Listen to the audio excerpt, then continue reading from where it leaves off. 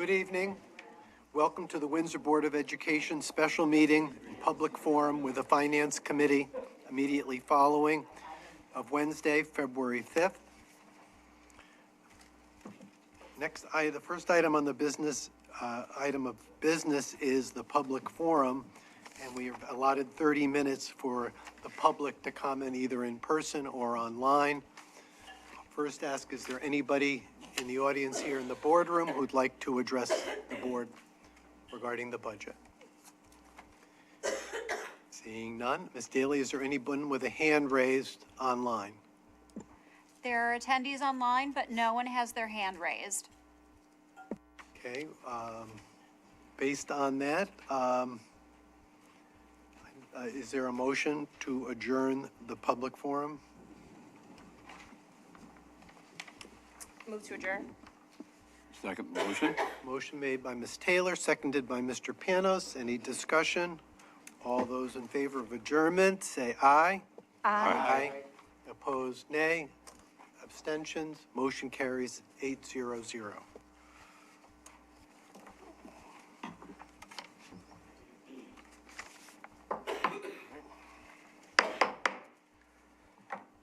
I'd like to call the Finance Committee meeting of the Windsor Board of Education for February 5th, 2025 to order. If we could please stand for the pledge and a moment of silence.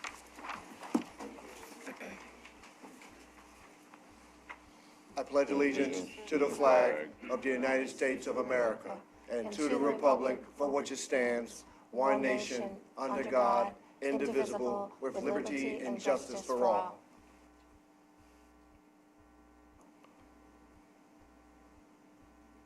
Thank you. Please be seated.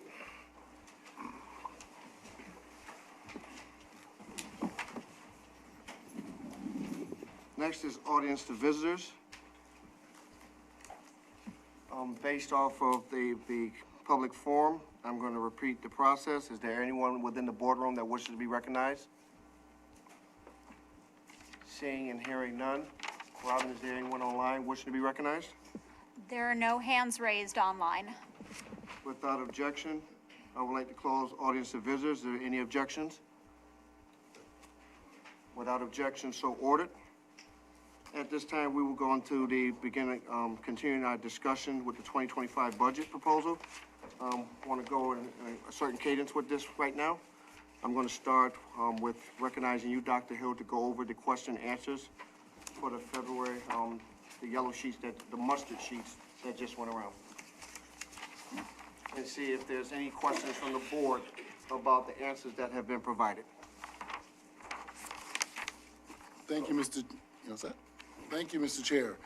Before we get into the question sheets, I need to make a correction to the budget. If you look at page 20 in the technology budget, and this change will be reflected, obviously, after this meeting online with the budget, as well as in my superintendent's PowerPoint. But as we continue to look at these numbers every day, we realized that there was actually an error on our part in typing, so it was clerical, but it has definitely caused a stir. So the total superintendent's proposed budget for contracted services for district licenses, we had at 1.8 mil, and it's actually 1.2. 1.2?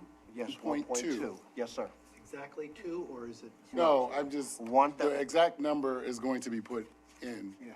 But just showing the difference. Do you have the exact number? You want to read the exact number? 1.2. It's 1 million. 1.277356.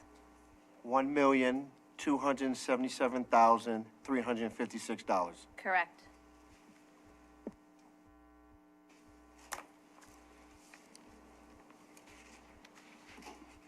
So with that, if we're doing quick math, that'll probably put us at roughly between 685 to 69, correct? So, yep, I just want to make sure everybody got that. Yep. So right now, the superintendent's proposed budget has been edited, adjusted.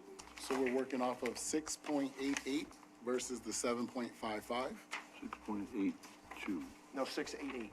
For the overall, Mr. Pennell, the overall budget. Yes. Proposed, instead of it being 7.55, you can strike that now. And of course, as I just said, the budget online, as well as my presentation, will be corrected after this meeting. But the new superintendent's proposed budget percentage increase for 25-26 is going to be 6.88%. So before we move on, is there any questions? We were going to discuss the technology budget tonight, and that's how, going dotting i's, crossing t's, that's how this was found. So are there any questions about the clerical error that has been corrected and provided for us? Any questions? Question about, you're saying about. I will recognize Mr. President and Mr. Panos. I'm glad that that really was a clerical error, because one of my questions was, I saw for the whole technology budget, an increase of 54. And so I appreciate catching that. All right. And just as before I recognize Mr. Panos, during the budget process, this is not something where they pick it up and look at it once a day. They're looking at this every single day throughout the whole budget process until this is approved by the board. So this is an ongoing process. Mr. Panos? No, okay, it's just a clerical. That is error. correct. That's all, all right. So the number that was transposed was also put inside of the PowerPoint presentations as well. And that's why he's correcting both that document as well as the budget book as well, to reflect Okay, 688. yep, thank you. Any other discussion on that topic? I am seeing and hearing none. Are there any questions on the muster sheets that have been provided, or do you need a moment to review them? Would you just like Dr. Hayden just to start? Go through, Yes, or it's- would you prefer they just ask questions? Well, if it's easier for the board, would you like Dr. Haiti to go, you talking about the muster sheet? Or Right. this, yes. Would you like Dr. Haiti to go over the muster sheets that we just got? Yes, Yes. I would. If you All right, can. without objection? Dr. Hill? Thank you. So first, we're going to have Dr. Haiti address the questions that were sent that are reflected in her departments, in her areas, and she's online this evening. And then after Dr. Haiti, once we've done the questioning, we will move on to Ms. Christofaro, who will address the questions that were brought up for her department. But first, Dr. Haiti will address these. Dr. Haiti? All right, good afternoon, everyone. Would you like me to start with question 1 and go all the way through all the questions, or specific questions that you have questions on? I would suggest that we go through all of them, just for clarity. There you go. Thank you. All right, so question 1 asks about summer school. So this year, because of our budget, we are not going to be offering an enrichment program like we did in the previous year. But we will have an option for our high school students who are trying to make up credit. So we're gonna have credit recovery. That is something that is only by invitation, and students are paying for the courses that they need to recover in order to stay on track for graduation. So that will be an option for our high school student. We're also gonna have, through Treehouse, we're gonna have a different number of camps. So we're gonna have a camp for our middle school students, we're gonna have a camp for our elementary students, however, that is paid by the parents. We also incorporate a lot of the activities that were very popular during our enrichment program. We are going to be incorporating some of these activities in Treehouse camp if parents choose to enroll their kids in Treehouse. We're also gonna run our 9th grade Fresh Start camp, which is for our incoming 9th graders at the high school. Usually we run 2 sessions, so that will also be an option for summer enrichment. That's question 1. Question 2, in terms of fostering a culture of collaboration between teachers to share best practices. We are continuing with our PLC model that we have in place, where we have teachers work in small groups, in small learning communities, with either grade levels or departments, and we are focusing on analyzing data, making data-informed decisions, and making plans as a team where teachers are able to share some of the practices that are effective in their classes with their colleagues. That is something that is, we found to be very effective. We're also this year, we started incorporating our school administrators with our instructional coaches. So when we have our district-wide PD, like the one coming up next week, we have paired all our instructional coaches with our district administrators, and they are presenting professional development to our teachers together. So that sense of collaboration is what we're talking about here, and when we talk about collaboration among teachers to share best practices. Question 3 asks about the increase in instructional services budget. And we did talk a little about this last time. Mainly the increase is because of the new reading mandate. So something that we need to keep in mind, so yes, we are adopting bookworms. There is another program that is part of the compendium that we have to adopt as well. So we have to bring it on board. We can use it in small groups or we can use it in whole groups, but that is another cost. Also, DIBELS is an assessment that we were required to adopt because it is one of the state-approved assessments under the reading mandate. It was paid for the past couple of years through the Right to Read grant. Starting next year, we don't have that grant, so that is a cost that we're going to have to include in our budget. So the increase in instructional services is mainly to cover the reading mandate. I had to decrease some of my other line items in order to accommodate that mandate and not, put forth a huge budget. So I did have, some decreases in other line items. For curriculum development, the question was in regards to PE and health.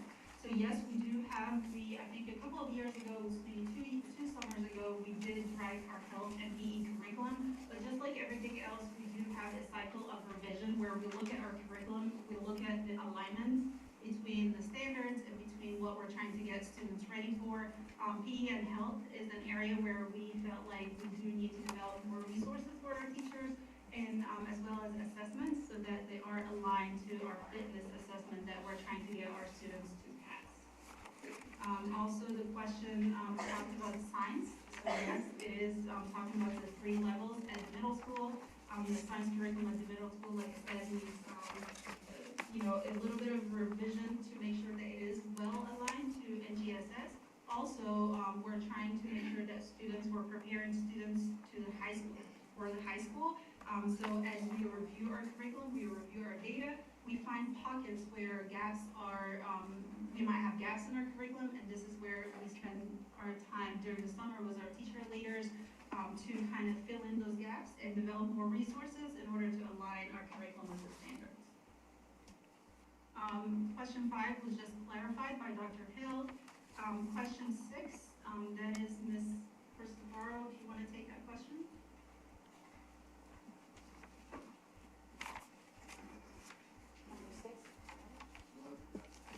Number 6 asks about co-teaching model. And this is a similar one that Mr. Panos asked later on in his question, so hopefully I'm going to answer it for both of you through this.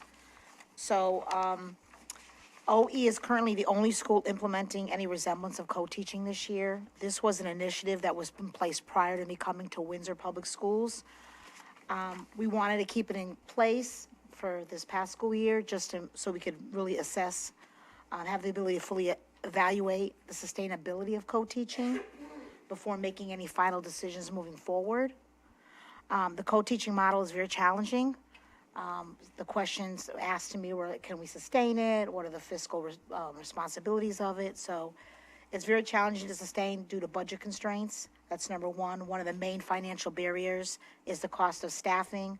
Co-teaching requires 2 certified teachers in a single classroom, effectively doubling personal cost, and it could also stress resources because that co-teacher is assigned to that classroom and is not available to do push in, pull out, or resource time with other students in the building.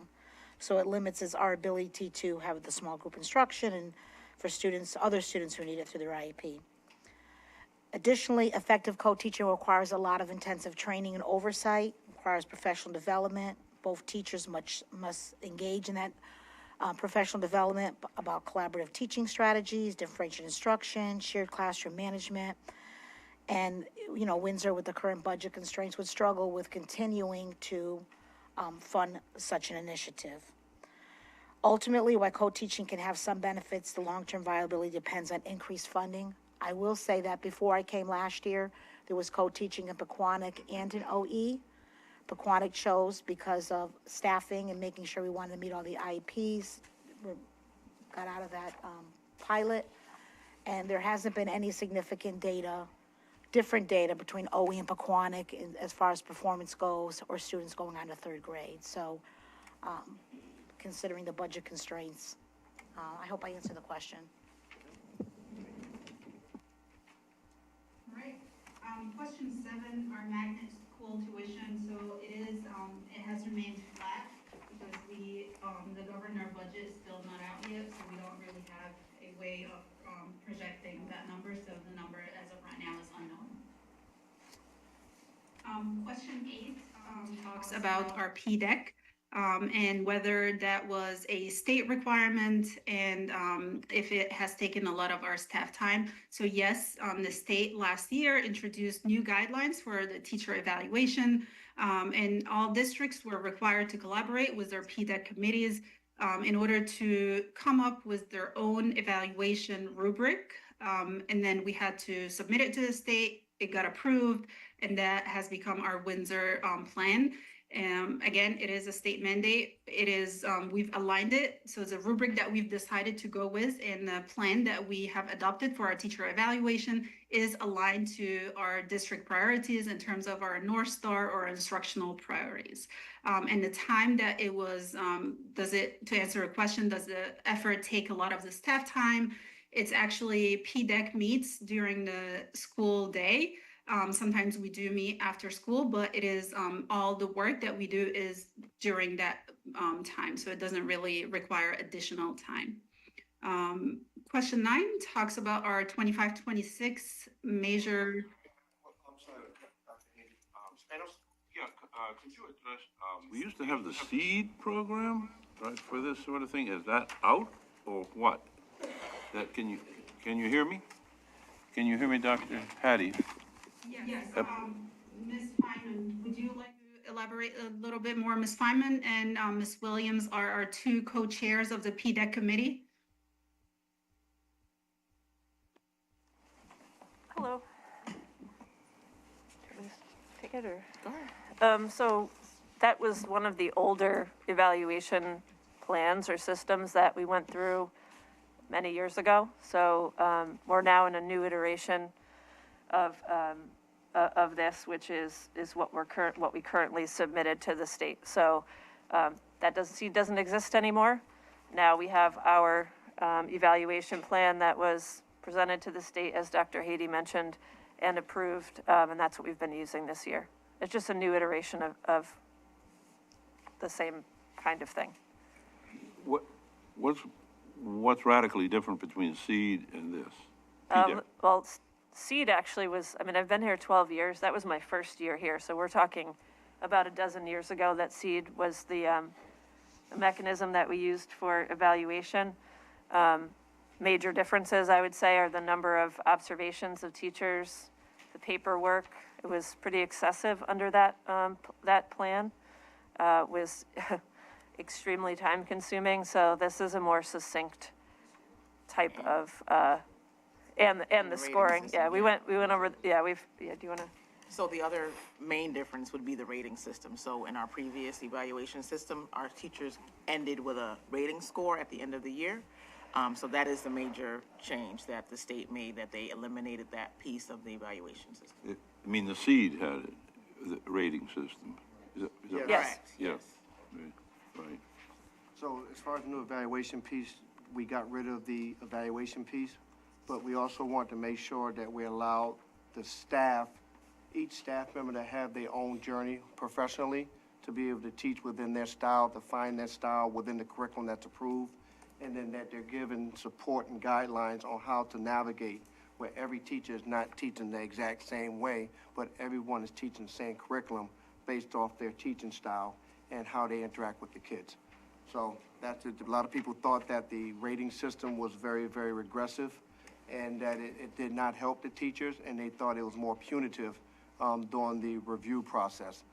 That is not the case now, and if it's found that during multiple evaluations that there needs to be something that needs to migrate towards a punitive situation, this is not the beginning of it, but it's part of it near the end. If it's after multiple attempts, stuff is not happening, there's a process that's in place for it. This new process is just to meet the teacher where they are and to make sure that it's fulfilling for the teacher, and at the same time that they're actually delivering the curriculum as it's designed to be delivered. Is he right? I, He was on the state I was committee, on the so yes. state, I was on the state commission, yes, sir. He's correct. Thank you. Thank you very much. Did we leave? Did you say? Wait a minute, Ms. Cantor? Thank you. I just wanted to ask you, so it's more user-friendly and contains more information so you can process everything easier. Is this what you worked on with Dr. Pierce? I'm sorry, what was Is that? this what you worked on with Dr. Pierce? Yes, Dr. Pierce was one of the leaders of the group with Michelle and I. So there was representation from the teachers as well as the union, para-educators. It was a whole collective that worked on it. I would say, I mean, it's just my opinion, it does seem a little bit more user-friendly. There's less paperwork, fewer steps. The part that Mr. Lockhart talked about with the support plans for teachers that need that is a lot clearer in how it's laid out. So far it seems to be working a little more efficiently than what we had before.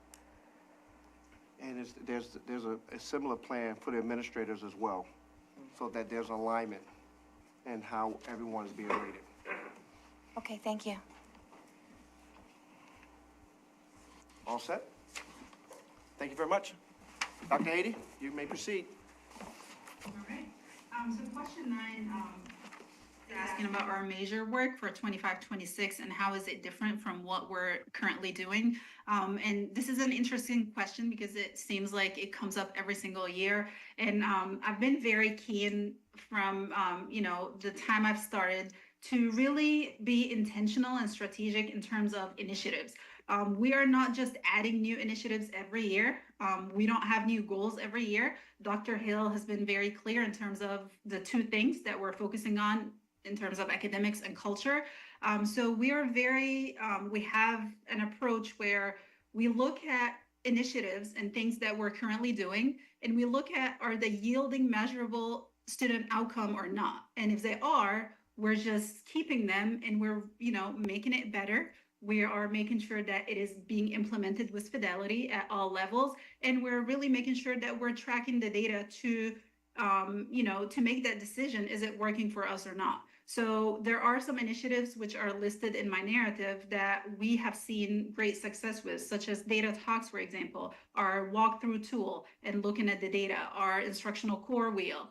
So all of these are initiatives that we've started last year, some of them 2 years ago, like the Data Talks. And we're just expanding on these initiatives, making sure that, everybody across the district, pre-K-12, all our teachers are implementing these initiatives with fidelity. So yes, it might not look different from what we're currently doing, but what's different is intentionality behind what we do and making sure that we're tracking the data to yield the outcomes that we're looking for. Dr. Haiti, let me chime in for a second. So also, just to clarify again, so the public hears it, the reason why when I started in this role 5 years ago, I said I'm going to cut programs. One of the things that happens too often in my experience in education is every year, school systems put in a new box. That's what I call it. Here's a new box. I went to a conference, try this box. I went here, try this box. That's one of the reasons why, ironically, we made a correction tonight. One of the reasons why the technology goes up, because people's like, we're going to buy a new thing. So I've told my team, we're not buying new things. Every year I've said that. We're not buying new. We're not adding new. We're actually going to get back to basics, find out which programs actually have been working for us, which ones don't work. Right? It's very much a business model. If it's not working, why are we doing it still? Because a couple of people are comfortable with it. So that we've heard the discomfort from folks over these 5 years. It saves us money ultimately, right? Like you focus on what's working, you make tweaks as you go along, and you're saving money because you're not buying a new product every single year. And so that has been my focus. It will continue to be my focus because it works. And you need to hone in, as Dr. Haiti said, you hone in on the particular skills that are actually working in terms of instructing our students. And that's what we double down on. All right, question 10 talks about the different instructional programs. I think Ms. Jorgensen has done an amazing job last time explaining building thinking classroom, disciplinary literacy, and all of that. But I'm gonna try to explain it one more time just to make sure that we're all on the same page. So these are not instructional programs. So building thinking classroom is an instructional framework. These are strategies that teachers are using within the workshop model. And these strategies foster critical thinking and problem-solving skills, which are directly aligned to our star, our North Star, or instructional wheel. So if you take a look at the inner circles in our instructional wheel, all these practices that talk about critical thinking and asking thinking questions and providing feedback, all of these are practices that teachers are expected to apply in the classroom with students, which are directly aligned to BTC, which is Building Thinking Classroom. So Building Thinking Classroom is not a program, it's not a curriculum, it is a set of strategies that teachers are using and practices that teachers are using in order to foster critical thinking and problem-solving skills. Disciplinary literacy is a research-based approach, again, strategies that teachers are using in order to help students read, comprehend, and analyze subject-specific text. So whether you're reading something in science, math, social studies, or history, you have to have the skills in order to be able to comprehend what you're reading in order for you to be able to think critically. So everything is linked back to critical thinking. And when we talk about disciplinary literacy or BTC, these are strategies. So think of them as strategies or practices that teachers are using in the classroom within our instructional framework in order to get our students to think critically, which is our North Star. Comment one more time, just yeah, so we can move on from this. Think for, I'll just say people, I'm not gonna say older, with different experience, Socratic method. So many of you probably went to school and your instructors used Socratic method. So it wasn't a curriculum, it was just a strategy in how they, worked the class, how they taught their students, but not a curriculum or anything like that. So it's similar, same thing. Okay, or a seminar method, not seminar the way Windsor names it, but a seminar method for a class. Okay. All right, question 11 asks about page 19, so now we're in technology. The 4 bullets and the cost implication. So all of them really, when we talk about professional development costs, that comes out of my professional development budget. And we also get Title II grant, which is, it goes towards professional development. The second and third bullet is part of our IT staff roles and responsibilities, so it does not have any cost implication. And the last bullet is our AI initiative, which, I've put together an AI task force.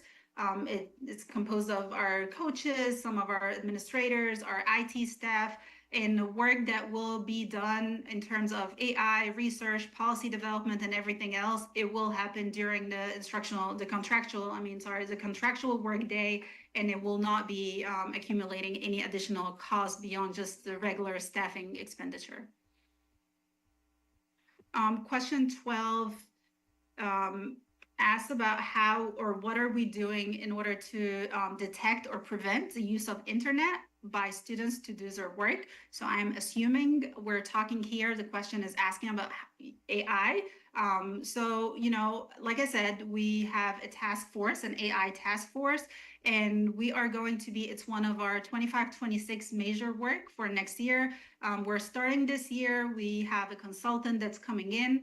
We are going to start educating our leaders and our instructional coaches and our specialists, our technology specialists, with all the different AI tools, the uses of AI, and then we will have a professional development plan for 25-26, where we will be working with teachers, to make sure that teachers are developing authentic assessments and assessments that are more geared toward critical thinking, so that it is not as easy for students to just put a question in AI. However, AI is evolving every day. So there is a new ChatGPT model that is all about critical thinking. So I think my personal philosophy, and that's why I do have a team that's going to be working with me, is really not to what are we going to do to prevent kids from using AI. I think our route will be, our philosophy is going to be, how do we educate our students to use AI as a tool to develop their critical thinking skills, because AI is not going to go anywhere and it will keep developing, year after year. It actually gets developed week after week. There are different newer models of AI. It is actually predicted that in the next 10 years, prompt engineering, which is how you prompt AI, is going to be one of the leading jobs. So I would hate for us to just try to prevent our kids and block all the AI sites and everything. Rather, I would like us to think about how can we equip our students and help them kind of get a step ahead as they leave us and go into the world. What technology 13 is used to help students? Excuse me? I just wanted to chime in here for anybody that doesn't know. It's Literally a major now. There's a major in school is AI in colleges. So to think that we're going to be able to just like get rid of it on this level, possibly my daughter's major. So to think that we're, anything you try to do, Windsor, sorry, we got to just get out in front of it and embrace it, because if not, we're going to be left behind. So thank you. And to add to that, we're a Google-based environment ecosystem here in Windsor Public Schools. And what's out there right now? Gemini 1.5. And Gemini is tied directly to Google. It's a Google product, and it's embedded within the ecosystem where the kids are actually being taught how to use it. And if you have the subscription as a school base, that will be a free add-on coming relatively soon to all school districts across the country. It's the 1.5. There's also the 2.0 that has the extra bells and whistles. But let me tell you, the 1.5 that is on demonstration right now, it's amazing. And I agree, the kids need to be able to embrace it, to understand how to utilize it at its foundation, understand how it works. So when they look at all the other AI platforms, it's not foreign to them, and they know how to navigate it very well. Dr. Ady? Well, Mr. Panos, did you have something? excuse me, Panos? the question wasn't just about AI. It's just, this business of using the internet to write your papers for you is not that new. It's been around a while. Oh, yeah. And so you have to get to use it. But I was just saying I was just concerned about what we do, especially, well, you can add AI to the list here.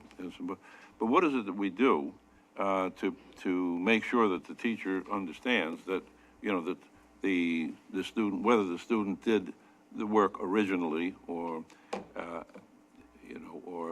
whether it was a product of something they got from the internet, whether they, in the old days, I guess they could even purchase it. That was the thrust of the question, and I suppose it's just getting more complex. If you remember, Mr. Panos, we actually sat in the same workshop at the CABE conference. So you're going to look for durable strategies with your students, and the most simplest one, which I brought up in that session, if you remember, is as a teacher or an educator, you ask questions of your student. So if we're combining the critical thinking that we're teaching our students, if the teacher's using it, you write a paper, like, Paul, that's incredible what you said on page 2, right? When you talked about the paradigm of trains and, kayaks. Please explain. We love to hear your thinking. How did you get to that? Okay. No student, I don't care where you're from, if you get a paper from AI, right, and you just hand it in, you're caught right there. So, and they've already demonstrated, and the presenter did the same for us at CABE, the software that they're making schools buy, setting schools up, buy this to check, it's at a 40% clip. which was exactly the same as the professors at the best colleges. So you're spending money for software and you're only catching students at a 40% clip. The same exact level professors at the best colleges are catching them. The number one thing to do are durable lessons and questionings of the student when they write the paper. You're not gonna, as Ms. Taylor said, you're not gonna stop students from using AI. That's done. Right. It is what it is. But, and it's not that you want them to. Once people really understand, it's just a tool. You know, I use it extensively now. Like, if I could save time from typing something, I say, I need you to do this. But because I have enough education, I can also tweak it so that it's actually a very usable tool almost immediately, whereas it may have taken me hours to break it down and keep going back and forth. So we need our staff, which Dr. Haiti and her team are already working on, to learn how to embrace it and use it as a tool. It's the catch and release thing is gone. They're not going to catch students. And I can tell you now, the students are way above our adults already when it comes to the technology. That's not a put down. It's just a reality. This, because they're born into this, we have to get our minds to think that way, right? Because if I said the word encyclopedia in this room, a whole bunch of you got flashbacks of some section of your living room or wherever your parents kept it. Or if you didn't finish the subscription, you got to the letters J, right? So kids don't know nothing about that, right? Encyclopedia, they're not flipping a book open. We did, right? They don't do microfiche. They don't do none of that. Dewey system. They go boop, boop, boop, boop, their thumbs, and they have everything. So now we have to catch up and understand, how do we use that? And I would think as a educator, so I'm talking to my leaders sideways, that would be a strategy to help you save time in your classroom so you're not wasting time going over low-level things in your instruction. You guys already know this. You can look it up right now. Let's go. Let's move. Now, what are your thoughts? My students at UHeart, I know they're using AI. I know they are. I said, the first time you turn me in an AI paper, you're going to fail because I know how to teach. So you're going to fail. So when you turn it in, at least be smart enough to read your own stuff, make sure it adapts, and it needs to sound like your voice. That's why I question you for a few weeks before I give you your first paper, because I will know your voice as your teacher, and when you hand me that paper, I know you can't even spell the word you just wrote, so you fail immediately. So it's just, it's fun when you think about it. I know you enjoyed the presentation. It's fun, but it's scary to teachers, but we have to catch up. And Dr. Haiti and her team, I think they're already on track to get teachers doing it and working with students, because the students have embraced it fully and it's not going away now. Does, well, if you had an essay to write, I mean, do they use classroom time, closely monitored, there where you can't use it? If you're really trying to find out what they learn or something, or you know, as others, you know, maybe you could get the prompts from them. You know, if you're trying to find out if they know how to use AI, you can test them on. I would imagine, I'm not gonna, you know, poll the audience, that some teachers are still having kids, you know, do a quick write in the class, but you should have time to edit your paper. And then you have students who literally and legitimately can't sit there and produce that writing in front of you. That's a reality for some kids. Like, they need to really think and be away from people. It's not an excuse for them to use AI, but, you know, again, and we're gonna have the board participate, you know, more than once, but it's coming up soon, the first one. When people start to understand it, you know, I initially had misgivings, you know, just over 2 years ago, but when you start to understand it, then you understand it's not just a matter of saying, hey, give me a paper. You have to have a base level of knowledge. I've used the example many times. I think I'm a pretty smart guy, but I would not trust anything I build as an engineer. I just wouldn't, because that ain't my skill set. The bridge is coming down, and I probably can tell you why it's coming down, but because I understand theory, but I'm not an engineer. So if I wrote some paper espousing how to build bridges out of, you know, the former straws that we used to use, it sounds good, but I wouldn't be able to actually explain it. The first time you ask me an engineering question, I would fail. Yeah, so but you know how to fix, you know how to fix anything. That's the one thing you got, right there. The rest of it, I'll figure it out. I don't know why you died. Thank you. Thank you. All right. And just one last thing about AI, you know, as a district, our focus is really on critical thinking. And there's this whole new thing with AI where pushing students to like kind of reverse engineering, where we give students an AI output and have students think of what was the prompt that was given to AI that could have possibly produced that output. So things like that, where we're really getting students to forget about anything that you can look up and get an answer from Google. Now, can you really think critically about what is it that prompted AI to give you that answer? And if you change your prompt, how would your answer change? So that's what we're talking about when we're really talking about getting kids to be critical thinkers. And clear too, Mr. Madison's brought this up. We send Dr. Haiti. ChatGPT and other AI platforms, it'll give you some bad information. Right. Because even ask you, did this work? Like, I know it's not talking.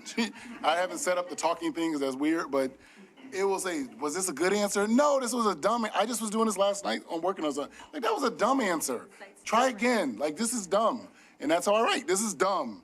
Because I know enough background information to know that what you just put in front of me is not realistic. It misspelled a word that I gave to spell to put in a marketing structure.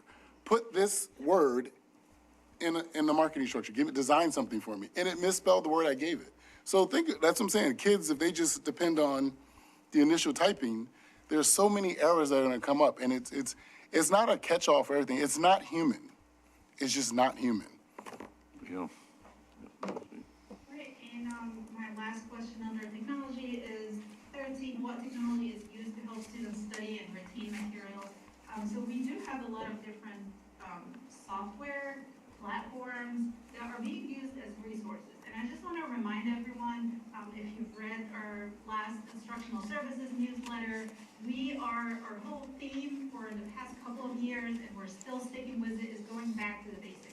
So yes, we do realize that technology has a huge impact on what we do every single day. However, we are finding that balance between having kids on devices, on software, on programs, on all of this, versus having students actually paper, pencil, doing math, writing, and reading. And we are pushing, we are going to keep pushing that initiative where foundational skills is what's gonna get us to our North Star. In order to be critical thinkers, students need to be able to put their thoughts on paper using a pencil and not just depending on technology. So to answer question 13, we do have a list which will be included with a software list. But keep in mind that these are resources that are not necessarily used every single day in every single class. Some of the software that we have are resources for our teachers to pull from in order to teach the curriculum that they have.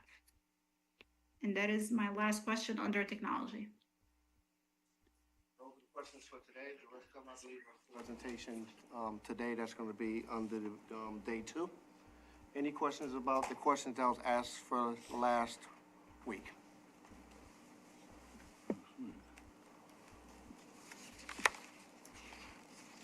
Hearing none? Hearing none? Hearing none. All right, just want to make sure. All right, before we proceed, Mr. Panos gave an email to the committee.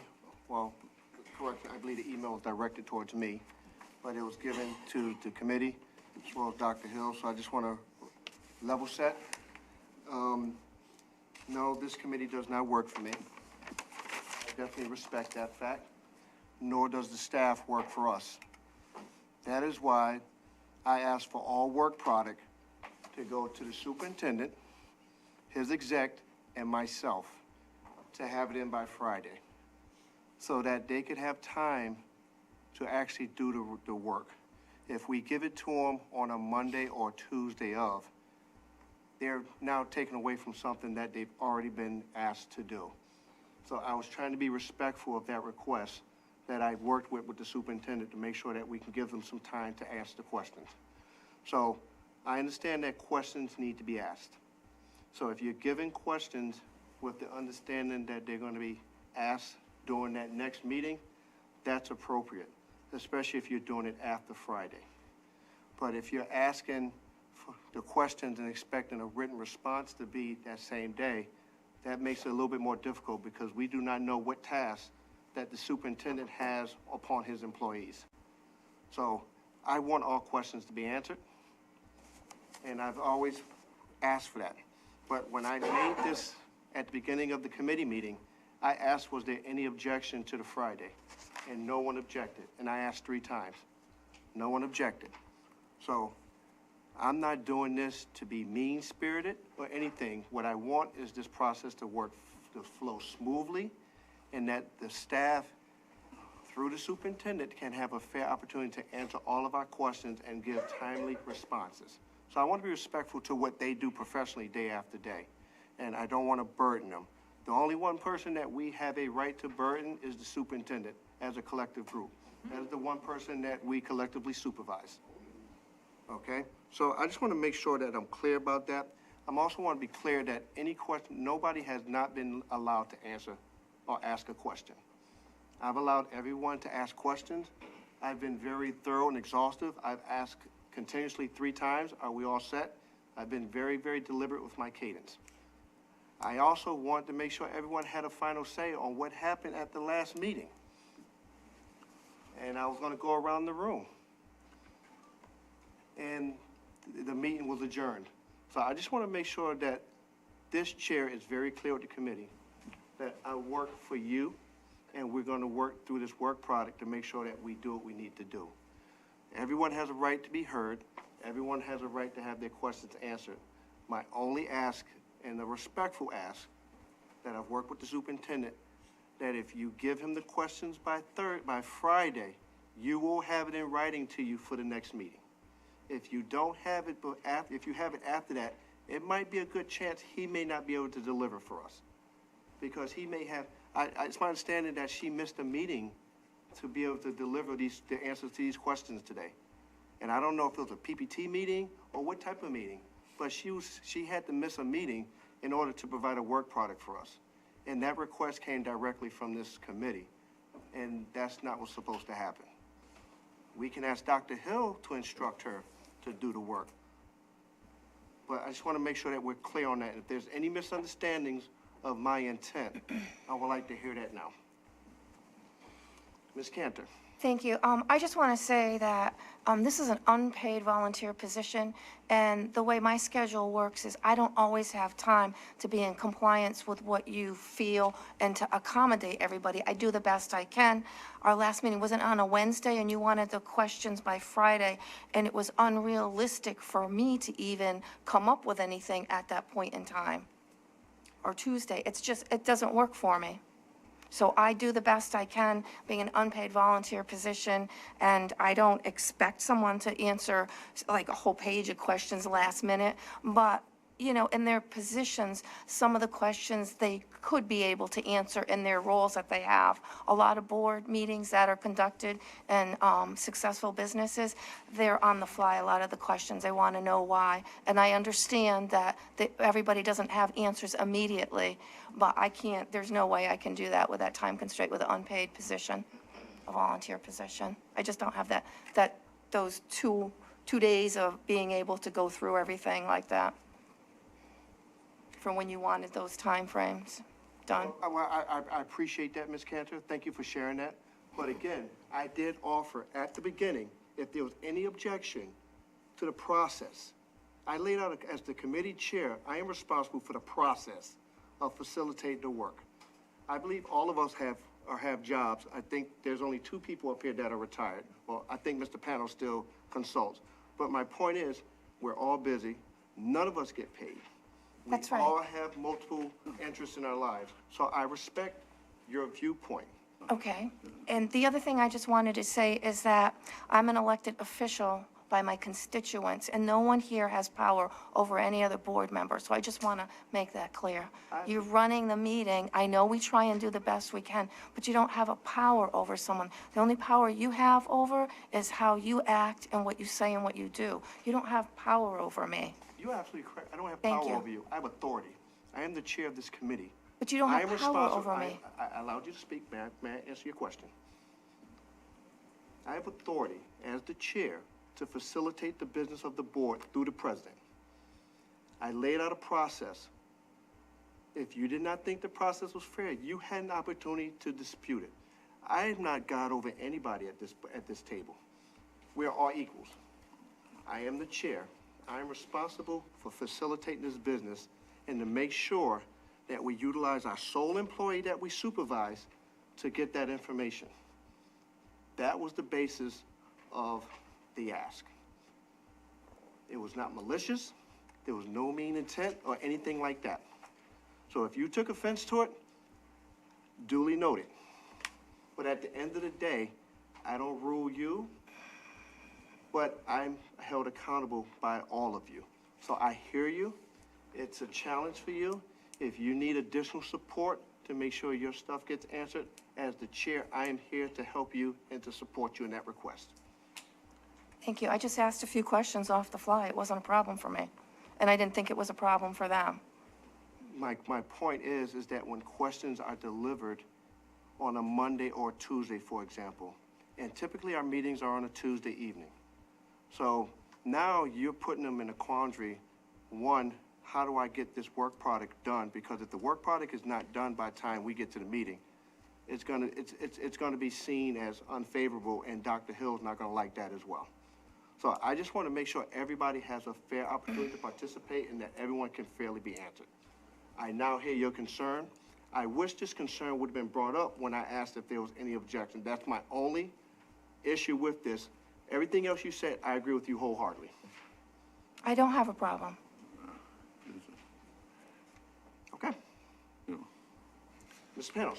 Yeah, the purpose of sending questions in ahead of time is a courtesy to the administration to at least have a few hours or a day to see what questions I intended to ask during the meeting. Typically, these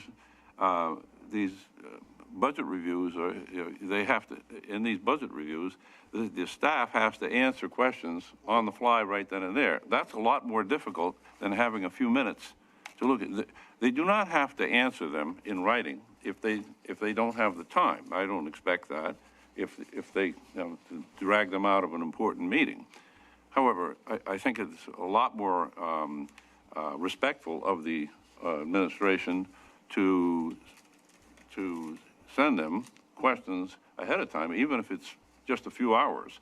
But, if a day or two or something. Now, by Friday, as Ms. Cantor says, it's kind of difficult. For here it is Wednesday, and you're saying that between now, well, I think we've read enough that we'll probably can get a number of questions in by Friday. But, we in the first week, we had just received them, and it can be quite complicated to come up with these questions. So, it's just you're trying to do this justice to the process, to the budget, and so you have to give some thought to this in order to come up with these questions. So, and like I say, there's, I didn't quite know what to make of, this, almost like an edict is the way you put it, and I'm not going to raise the issue. We do not, at the time, I didn't want to get into this kind of a discussion. This is very much of a side discussion, so maybe we ought to have it some other time. But the alternative, like I say, would be to ask all these questions at the meeting, which is far less efficient. And they can, and they don't, if they want to answer them in writing, of course, they can just start out, answering them as best they can, and then finish them in if they, by writing, the next day. I don't care. It's just that's the way it was intended. So, Mr. Panos, I think you and I are in agreement with the fact that, yes, I believe that you were spirited with, hey, I'm giving you a courtesy with the questions in hand. I think the precedence that this board has been that if a question is supplied to the staff, it's expected to be provided back in writing. So I think I did not want to deviate from that precedence or take the liberty to deviate from that precedence. But if it's the will of this committee that if we hand them some questions in advance and that they're only prepared to just answer them when they come to the meeting, then that might be a lot easier on the staff. I still just ask that, hey, if you still would like to have that done, to just please give that to Dr. Hill. That's all I'm asking. what's the difference? So I mean, it goes directly. This is the board's conversation, but I just want to be clear from my side. I'm not going to have my staff answer on the fly because, as we saw earlier, right, we're humans. We can make a mistake. I want the questions to be answered on paper. That is one process that was happening before I became superintendent, and I like that process because it also helps clarify between all of us when people say, because a lot of times, being honest, right, many of you have been on this board now a number of years, the same questions get asked every year. So I already decided when we started this process for next year, we're going to start off with a book with every single sheet from this year when Ms. Batchelder does the book, because we get the same questions. And I've been doing this long enough to know we get exactly the same questions. So as to say, it's supposed to be for expediency, right? And this is a finance breakdown to go through the books. And I'm not getting into your times. That's a board issue. But I'm going to have my folks answer in writing. And again, it's for two reasons: to make sure we're both clear with each other what your question was. You asked it. I want them to answer it and have time to make sure they give you an accurate answer, as accurate as we can be. In being human, we could make a mistake. And then again, moving forward, I'm going to keep all of these, and they're going to be in the book next year when we do this budget process, because I keep hearing a lot of the same questions. That's not trying to be antagonistic. I'm just saying, you know, when I sit on boards too, I sit on a few boards, and there's a lot of stuff you got to read, and absolutely, Ms. Cantor, you know, I'm not lucky enough to be on one of those paid boards yet. I'm looking for that, but I'm on the free board still. But they give me stuff like, yeah, read this. I'm like, good Lord. Half the time I'm reading it, you know, driving, but I'm trying to get it done. So I understand that completely, but it's just safer that we put stuff in writing. So that's the only thing I don't want to change. Like in y'all discussion, I'm going to ask my team to put stuff in writing no matter And what. that was the agreement you and I had when we went through this process, how you want to make sure this process, so it was. And Dr. Cook did it, and I liked it. I'm like, I like stuff in writing. It works. I'm gonna go to Mr. Fury first, and then I'll come back to you, Ms. Cantor. I like the process. I understand not everybody is going to have the ability that I have to go and do this work during the day. And I think there's a difference in getting it in. You know, if you get it on a Friday night, I'm hoping people aren't looking at too much of this on Saturday and Sunday, the staff. But if you get it in, if you can't get it in Friday, to say, sorry, I didn't get it in Friday, but it's Monday afternoon, here are my questions.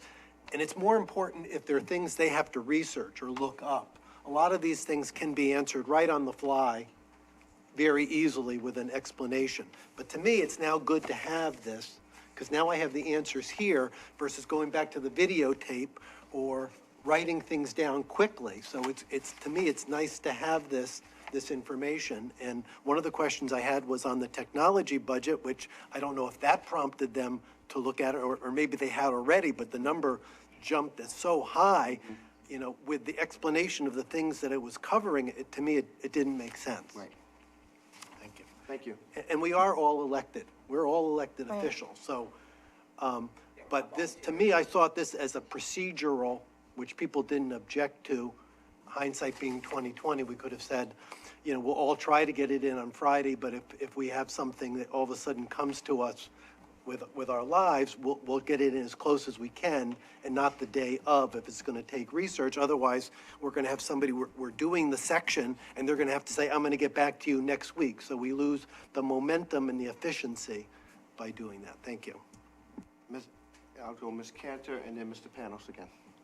Maybe we can move the dates back ahead for the meeting, so we have more days in between to look at it? I need clarity. Well, we had a meeting on Wednesday, and you wanted the questions by Friday for Tuesday's meeting. Why not have a meeting later? The next meeting. Last week was Tuesday.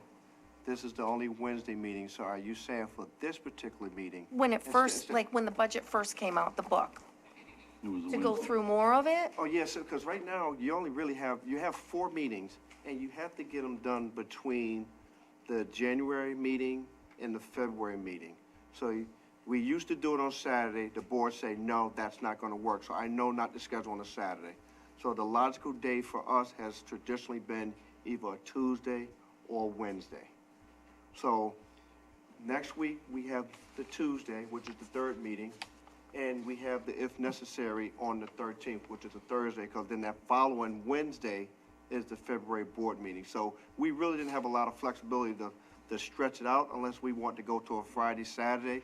And I get the feeling that this board had no appetite to have another Saturday Finance Committee meeting. So I took that as, I made that unilateral decision as the chair when I made those dates and put them out to the committee. But I hear you loud and clear, but it's so compressed that we try to do one a week. And then hopefully we don't need that third meeting. We're gonna need it now. But, I mean, that fourth meeting, I'm so sorry, the fourth meeting. Because there's 3 that has a public forum, and then the fourth one is a if necessary that does not have a public forum. But I understand what you're asking. Okay, thank you. Yep. Mr. Panos? Yeah, I, just pointing out, Friday night, unless the staff works all Saturday and Sunday, it really doesn't make that much difference. I assume some of the hardworking, administrators do work on Saturday and Sunday, but that is, I can't make that assumption that they're gonna be having to work on the Saturday. In any case, they can answer it as they are able. This is not, like I say, this is a courtesy to anyone. But it really doesn't make much sense to say that you must send them in by, even if you want to give them the chance, that it would be by Friday. You can say, you might have said by Monday morning, but in any case, I assume we're not restricted in when we can ask a question in any case. So I think we can just go on with this, all right? I just wanted to clarify because I didn't want to respond in the email and create a legal public meeting record, but I wanted to clear the record that I have not restricted anyone from asking a question. All I asked for was process to make sure the staff had a fair opportunity to respond to you. That's the only reason why the process was in place. So I think, are we all hearts and minds clear? Okay. Are all hearts and minds clear on this topic? Oh, all right. That's right. All right, let's not discuss that. No, I just- We're off the topic. No, we're not off the topic. The topic is this. Okay, let's get back to this thing. Thank you, Mr. Panos. No. Are we all set? I just want to make sure everybody's all set. Thank you. We will now start with instructional services. Dr. Hill. Thank you, Mr. Chair. So we're going to continue. You want to just have that presentation first, and we're not going to do these questions right now. You can do the presentation, and if she wishes to answer the questions as she presents, or if there's any questions from the board, I think that's what I would like to do. Is there any questions for Dr. Haiti? If there are no questions for her, we can have her go through the answers. What is the pleasure of the committee? Ms. Panos? There's a question for Dr. Haiti. Is that what you're asking right now? We are now on the instructional services, which is page 17 and 18. Any questions for? The questions I answered included instructional services. Yes. They are. Yeah, any other questions? That's what I'm asking. Okay. Oh, okay, so, on instructional, I just, on instructional services, just a general question here, Dr. Haiti, maybe we have principals here. The question is, how much in the way of memory? I've often heard the term used that you don't approve of rote memory, but, it's well known that children learn differently than adults, and they can pick up things that are by memory, just almost, by rote, they can pick it up a lot more quickly than adults. And this helps them if they have a lot of background information that helps them to read. I'm just wondering, what is your emphasis on this, on, let's say, memory, what I might call memory work? Are they asked to let's say, memorize poems or,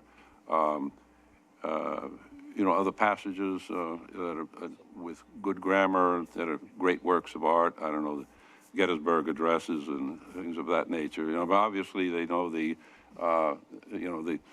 Star-Spangled Banner or the Pledge of Allegiance. Young ones can memorize these things and not really completely understand it. But when, as they grow older, these words mean more and more to them, and it helps them in their ability to understand what they're reading. So I was just wondering, what amount of, let me just call it memory work, just quantity is involved in, let's say, your critical thinking, or in the strategies that are used for teaching.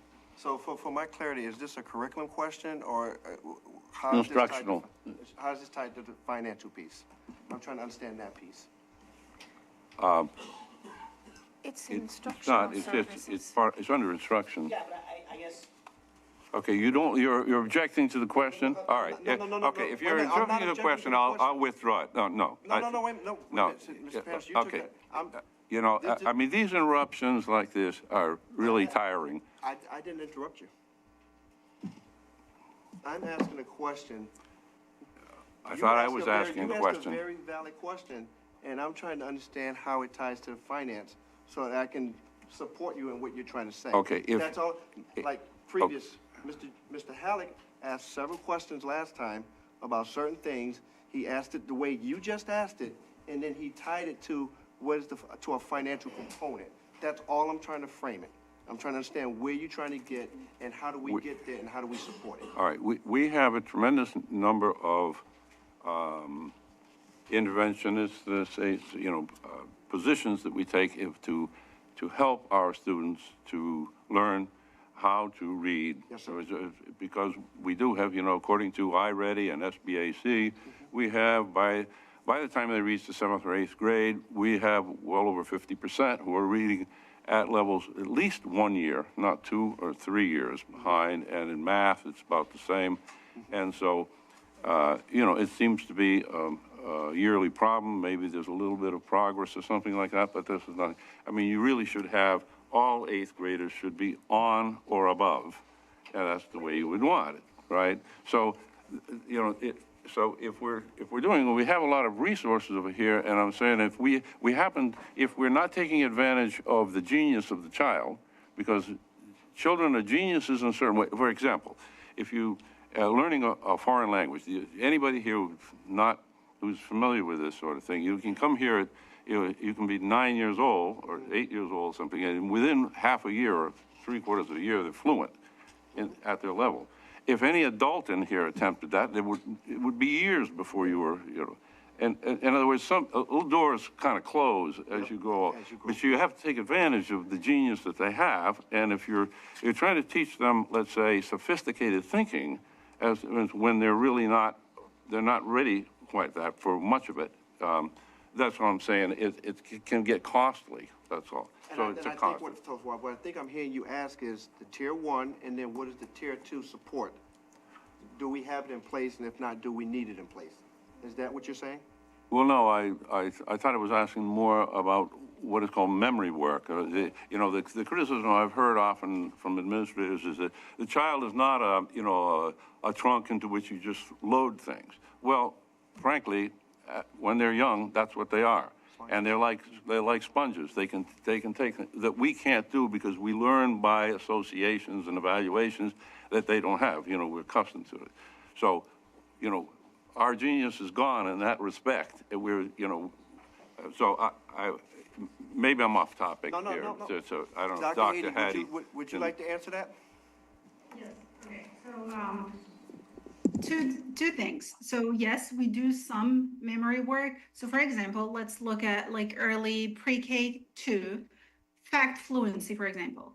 That is memory work. So we do make sure that students knows their facts. They have to know it quickly. They have to be able to know their fact family. They have to know their multiplication facts, their additions, their subtraction facts.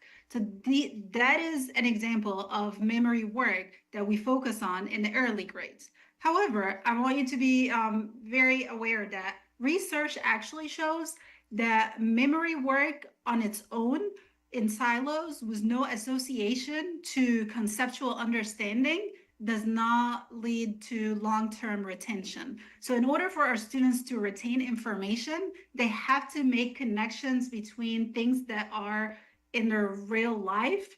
They have to make connections between the concept of what they're learning with what they're memorizing, they're being asked to memorize.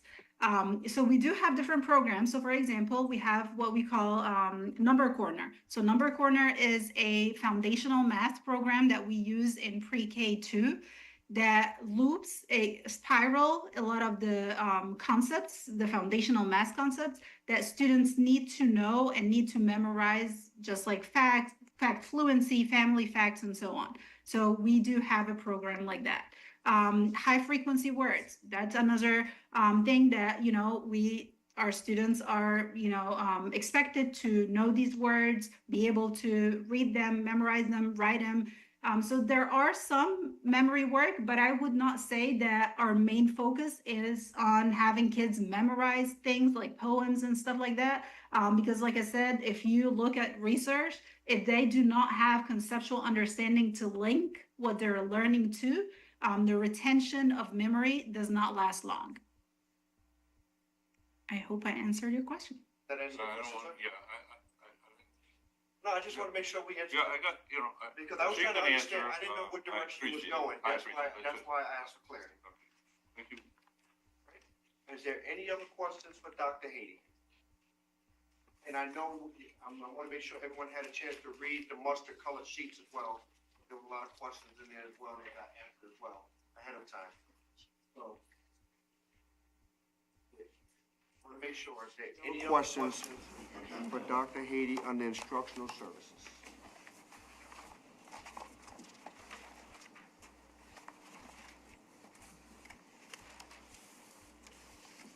I'm seeing and hearing none. Is that correct? Or do you need a moment to go through the sheets?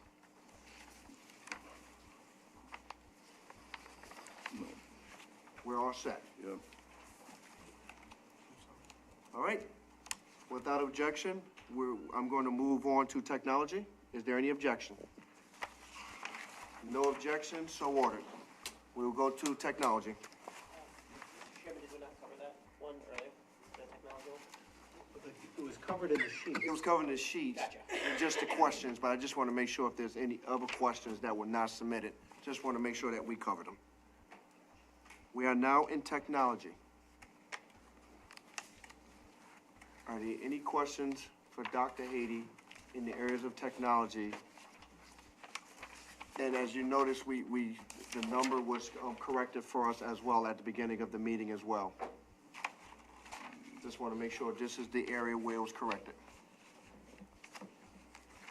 On page 20. On technology, Yes, I did Mr. Panos. request, if the software, I assume the software, you don't have a problem providing us with the software that, yeah, not necessarily today, but some. No, the software would definitely be something that can be shared in executive session. Like we've done in the past. Oh, yeah. You Yeah, can, we're not gonna create a competitive issue out in the public with what we do. So that has been shared in executive session, and if that's what you would like, we can do that again. I thought we did get a list last year. It was, but not email. Ms. Batchelder? So we actually stopped doing that last year because of, it's a negotiated thing that we work with different vendors. So if they're seeing, other districts are seeing what we're getting, they're not gonna give us deals. But if we wanna do it in executive session, we can do that. But we stopped that Last year, during last year, budget the year process. before, yeah. And especially because we've been cutting. We haven't added software in 3 years, I don't think, at least 2 years, if not 3. Yeah, we've been negotiating down the prices that this board has asked for better pricing and to cut software that have been pet projects software perceived. And so those were shared last year in executive session, and if you would like for that to happen again, I have no problem with that happening. And I also want to add that it's also a security issue. We do not want the public and everybody else to know. We're all aware of the recent cyber attack on Power School, so it's not a best practice in terms of security for everyone to know which platforms we have, because a lot of these platforms do carry our student information and student data. Last year was the first time we stopped sharing it publicly with the board. It was shared in executive session.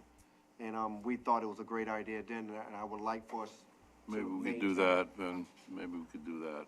Just- I am open to that, so I will work with the president to, create an executive session just for that sole purpose. If that is acceptable to the committee. All right, I will send the president a communication asking that that be placed on a future agenda. All right, any other questions on technology? I am seeing and hearing none. Without objection, we can close technology and go to pupil services and special education. Is there any objection? I am hearing no objection. All right. You're up. Good evening. I'm going to pick it up on question 14, which references page 22 in the budget book under health services. The question was asked how we are able to cut the costs.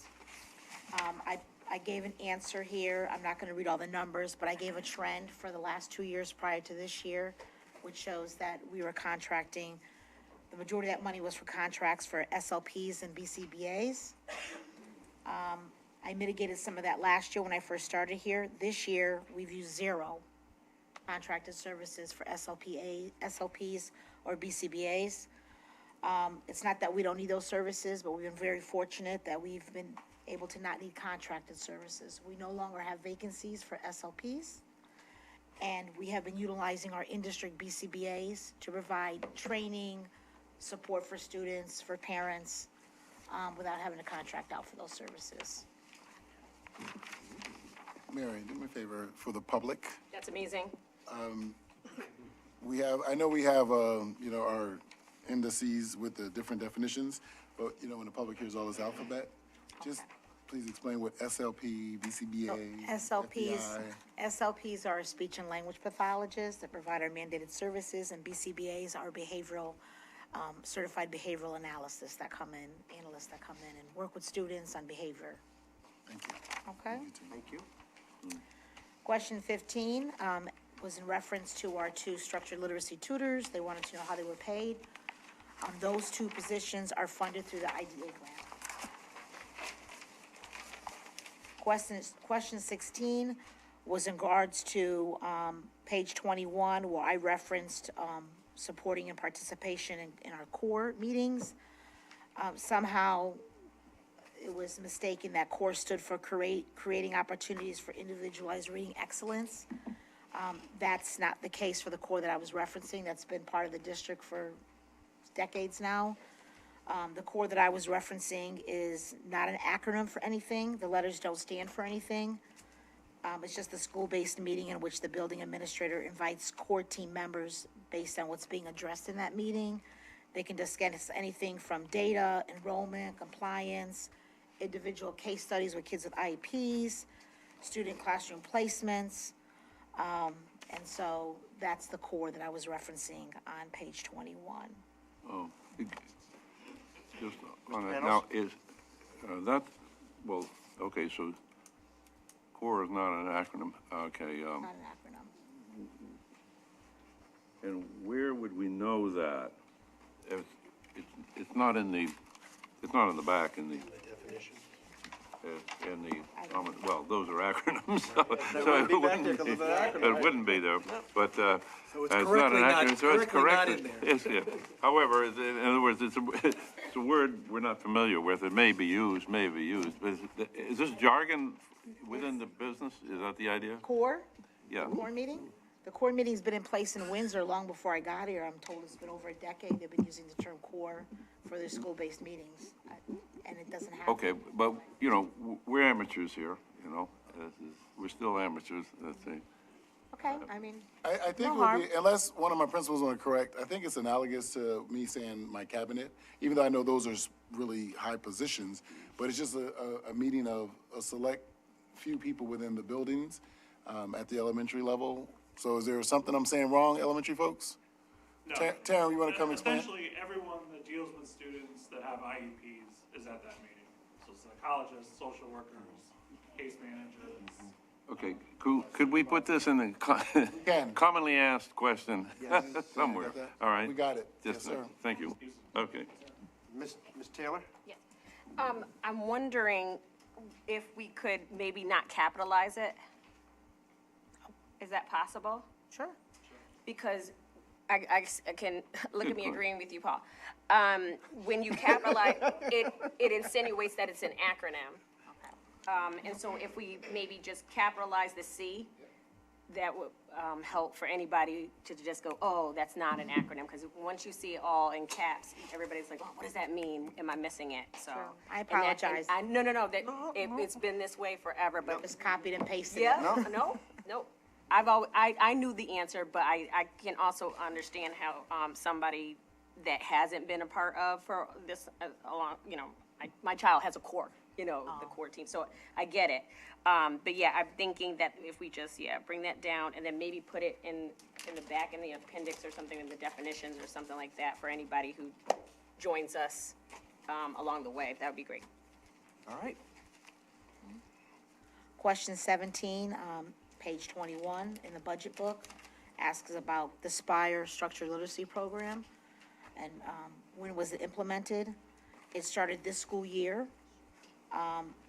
There was a question about what the cost is, the yearly cost, and there is technically no yearly cost. What I was able to do was to use the IDA grant last year to purchase a tremendous amount of materials moving forward, pay for training, and so we are set for the next couple of years unless we decide to expand it through the district. Right now it's servicing students with reading disabilities who are in the 3 to 8 schools. If we were to expand it, I did put the price of the kits in my answer and what the sort of workbooks would be. And we've also been able to mitigate not having to contract out for training. With the addition of the 2 structured literacy tutors who are trained in structured literacy and our own Erica Blake, we've been able to leverage that and provide the training ourselves. And there was a question, was there previously a literacy program that it's replacing? Not to my knowledge, there wasn't one specifically for special education students.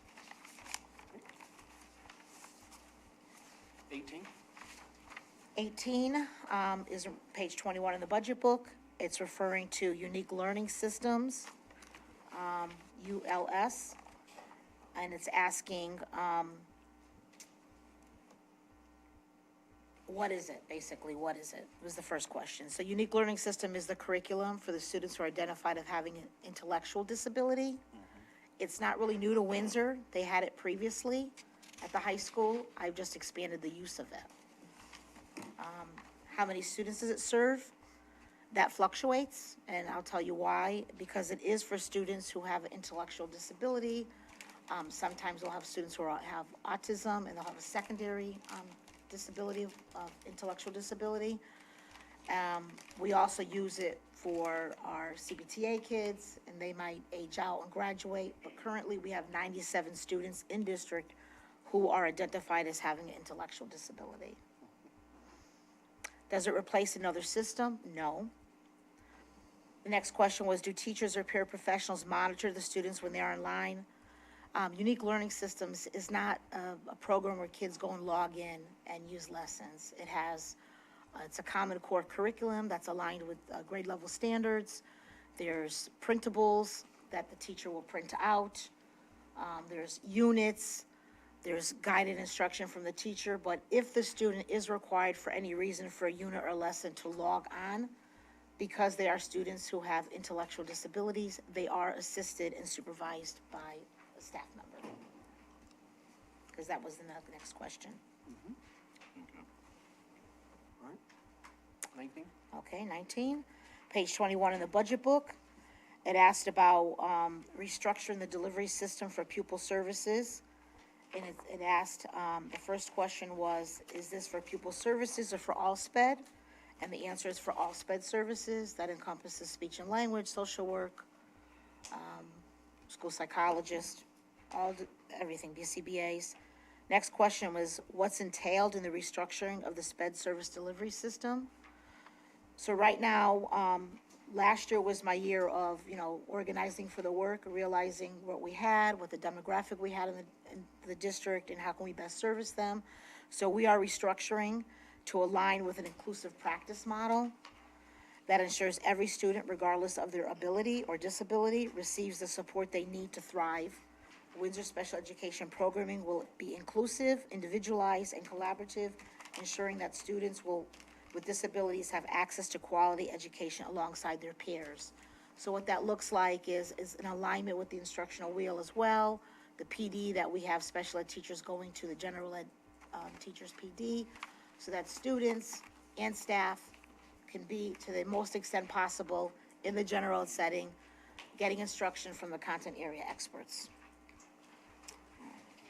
The next question was, is this costly in staff time? And I wasn't clear what it was asking here, but there have not been any additional constraints, time constraints put on staff.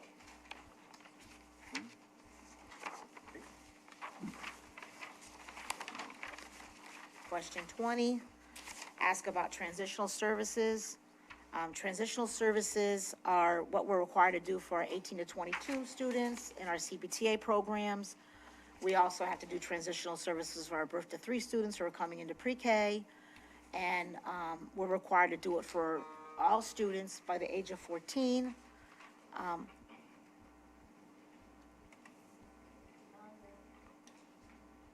What was that?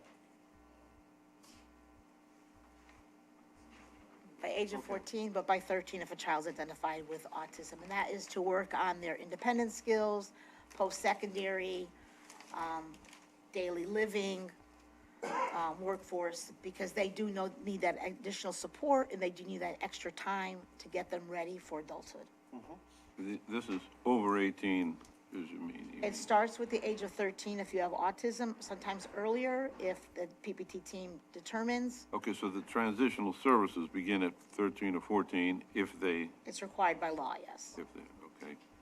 So when I reference transitional services, it's all of them, but a hyper focus on the 18 to 22 school program. But it's not just for autistic It's students? for anybody who qualifies to stay in school until the age of 22.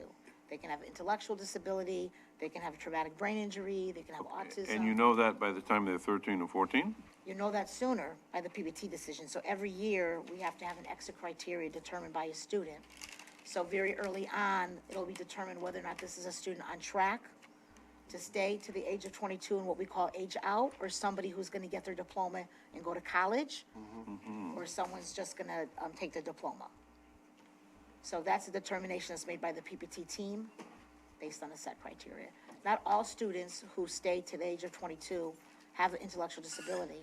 We have many who are staying because they're on the spectrum and they can't manage or maneuver the complexities of adulthood yet.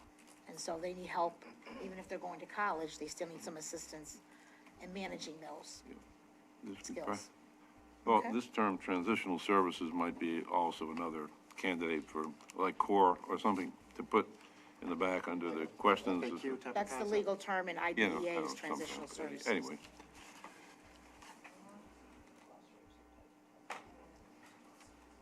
Is it, is it already in here? All right, we can keep going. Okay. So If I it's not answered, in there, we will add it. okay. Question 21?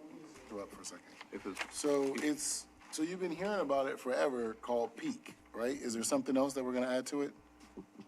PEAK is not the transitional So services, what do we have that, the CPTA. CBTA? I know it's in here. No, but It's PEAK in is not here the transitional- from, page 72, CBTA? page 17, 72. 72. 72, sir. CBTA, Community-Based Transition Academy. There you go. oh, yeah, but not the word transition, is that what, 72. 72? The words that we have here. Common Use we Acronym, have to keep on copies, CBTA. because we'll be like this. Yep, Just move yeah, forward. We don't know that one I had, I wasn't questioning that, I was questioning transitional. So the term transitional services, that was the question. Okay, but CBTA is covering that. It covers- Like, you know, No, it's just the action of it. If you look at the title itself, it's just So- the general umbrella. So basically what you're looking for is a definition of what those transitional A services glossary, are. so to speak. Okay. Sometimes, in other words, you do it in any, getting back to, in any industry, you grow accustomed to using a vocabulary that's specialized, and you can't understand. I mean, so, I have the same thing in engineering, and within specialties within engineering, you just throw out the word, right? And you have no idea what they're saying, if you're not within there. So, I'm not faulting, it's just that when you write it down, it just says, what is this? I don't know. That's all. Totally understood. Thank you. We can add it. No, I don't want to add it. I want to make sure we're just clear in Windsor. So, Ms. Cristofaro, let me just clarify, because she's new and she's going to go by terms that are used within, like Mr. Pounds just said, in that professional realm. So transitional services is not a program that Windsor does, but we meet the legal requirements for providing a transitional service with CBTA. So we don't need to put the word down because we know we're dealing with it with CBTA. And so just moving forward, we'll just make sure that we use the terms. She wouldn't know that, so it's not her fault. We'll use the terms that we already use in Windsor. Otherwise, we're gonna have an exhaustive, or not an exhaustive list of words, because there are legal terms that we have that everyone would just know in general when you say special education, but that encompasses a ton of things. So how are we addressing it? Then there's a bunch of things we already have. So CBTA is what we have, and I understand because you just saw transitional services by itself. So now I'm correcting it in front of everyone, not correcting it, but explaining it's covered with CBTA already. And so move for next year, you won't see transitional service. You're gonna see CBTA. Well, I appreciate it, but, let's make sure that whenever the term is used in the future, there'd be some way that, a new board member would I understand. think what it he's saying is that term won't be used ever again. No, He's just gonna it stick won't with be used. CBTA. Okay. Is that the understanding? And the other thing I'm thinking, like I said, you're always trying to adjust and make adjustments again and again and again. You guys are gonna have this glossary, I'm gonna tell Ms. Batchelder to put this together when we're done with this budget this year, and it will be ready for you, so when you are reelected in November and we have our orientation, you're going to get all of these things, sans the budget. So we won't be answering these kind of questions. Not that you bother me, but I want you guys to be up to speed when you come in, like any organization. So here are the terms that get used in a school system. So if we get people who aren't familiar with terms in the school system, they're already here. So then when we get to this point, then we're just dealing with the money. So I think that will cover all the concerns. And that's just constantly trying to improve, which is what I expect from my team, so I expect it from myself. So we will not wait until next year, January, for this. This will be handed out to you guys in November, right after the election. Right after we get sworn So in. people have something they can study, then they have months to look at it until I present in January 26th. Okay? That way we'll address those things, and we won't have people having bad or not knowing terminology. Yes, Will you ma'am? be sending it to them online?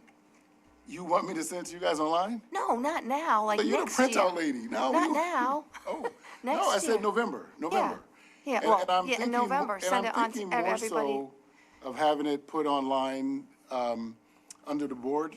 Yeah. So it's always there, just to, but I know somebody's gonna ask me to print it out. I know that's coming, so That way people can reference it. whatever you guys like, I got it. I'm here to make you happy. That's what I'm here for. Right, next question? Okay, question 21. It's not written like this in the budget book, so I'm not sure what was meant by the question, but it says, how do you build capacity for severely sped students?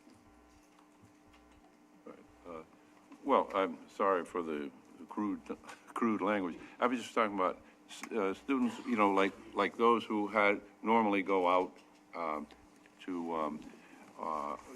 we pay tuition for them, and they go out, Outplacements? that outplaced, however you want to do it. In other words, I noticed that we now have only 30 students who are outplaced.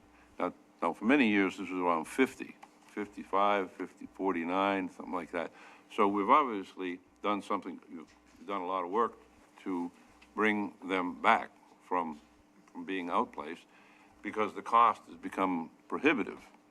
And so I was asking, how do you replace that? Typically, when we sent them to paid tuition for them to go, it was because it took a lot of resources, and yet, so when you say you build capacity, I thought that was what you were referring to, that you build capacity for kids who, would have been outplaced or something like that. And I'm asking, how do you do this effectively and in a cost-wise manner? Yeah, so training was a big part of that, curriculum for them.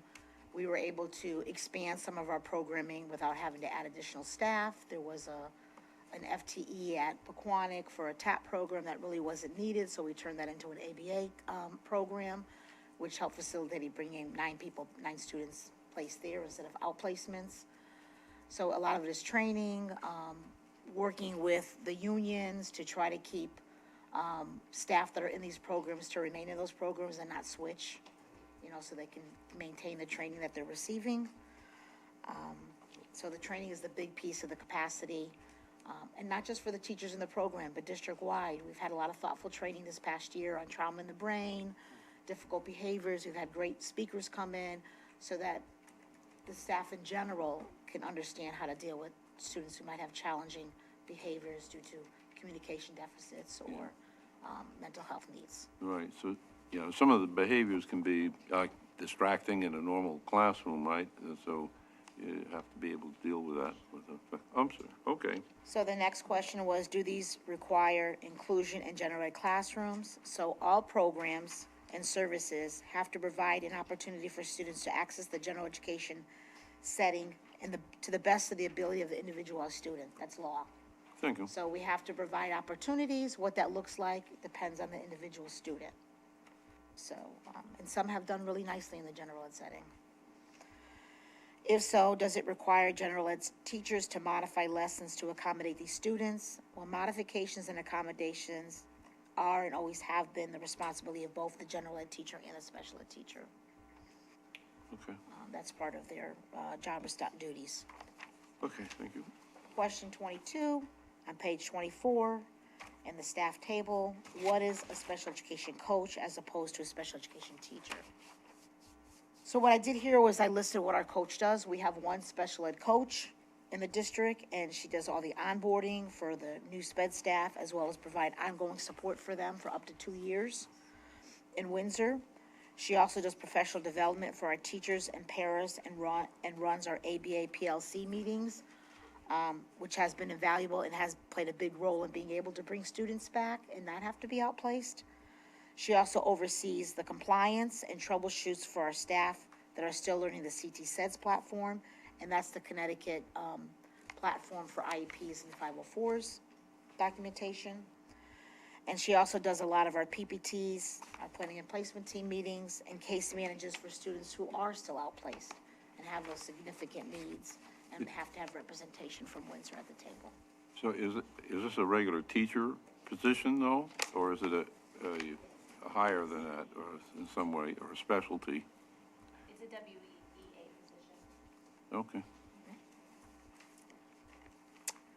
Question 23, is the current grant-funded teachers funded from the alignment entitlement grants or entitlement grants?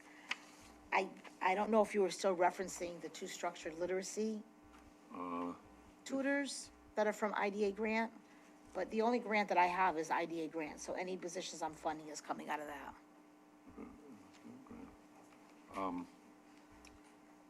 I was looking at the positions that are on the table, that are darkened or to the left there. I believe, are those all grant-funded positions, or what is The it? one that's highlighted. Is it just the one up there, teachers? You have 9? So you're looking at page 22? I'm looking at 24. Page 24. The bottom of the table has 5 lines, teachers, pre-K teachers. All of those are grant funded. All of those are grant Yep. funded. From where? From IDEA and all that sort of thing? Yep, and our Smart Start grant, which is our pre-K full-day classrooms, those are the 4 teachers. Smart Start grants, So what the Smart Start grant doesn't cover, I've absorbed into the IDA grant. Excuse me? The two, there's two of them that says. Oh, yeah, Start Smart, Grant. right. Everything else is IDEA. Okay, that's right, okay. Thank you. Question 24, how do you expect the out-of-district tuition to not increase over this year? So obviously, there's no way to predict what will happen in the future. We have to follow the IEP mandates. We also inherit students who have moved from other districts who are already in outplacements. However, we have successfully brought back numerous students to our in-district programs and to our general ed classrooms, and we have not outplaced anyone this year. So we are in a much better fiscal position than previous years. It's the best I could answer that. Question 25, on page 23, under the second group of bullet items, third bullet item, explain the co-teaching model. I think I answered that You already. answered that, yep. Question 26, under the second bullet, the question is regarding a district-wide compliance monitor system. Did we have a compliance monitor system all along? The answer was no. The next question was, don't we get audited by the state at times for compliance?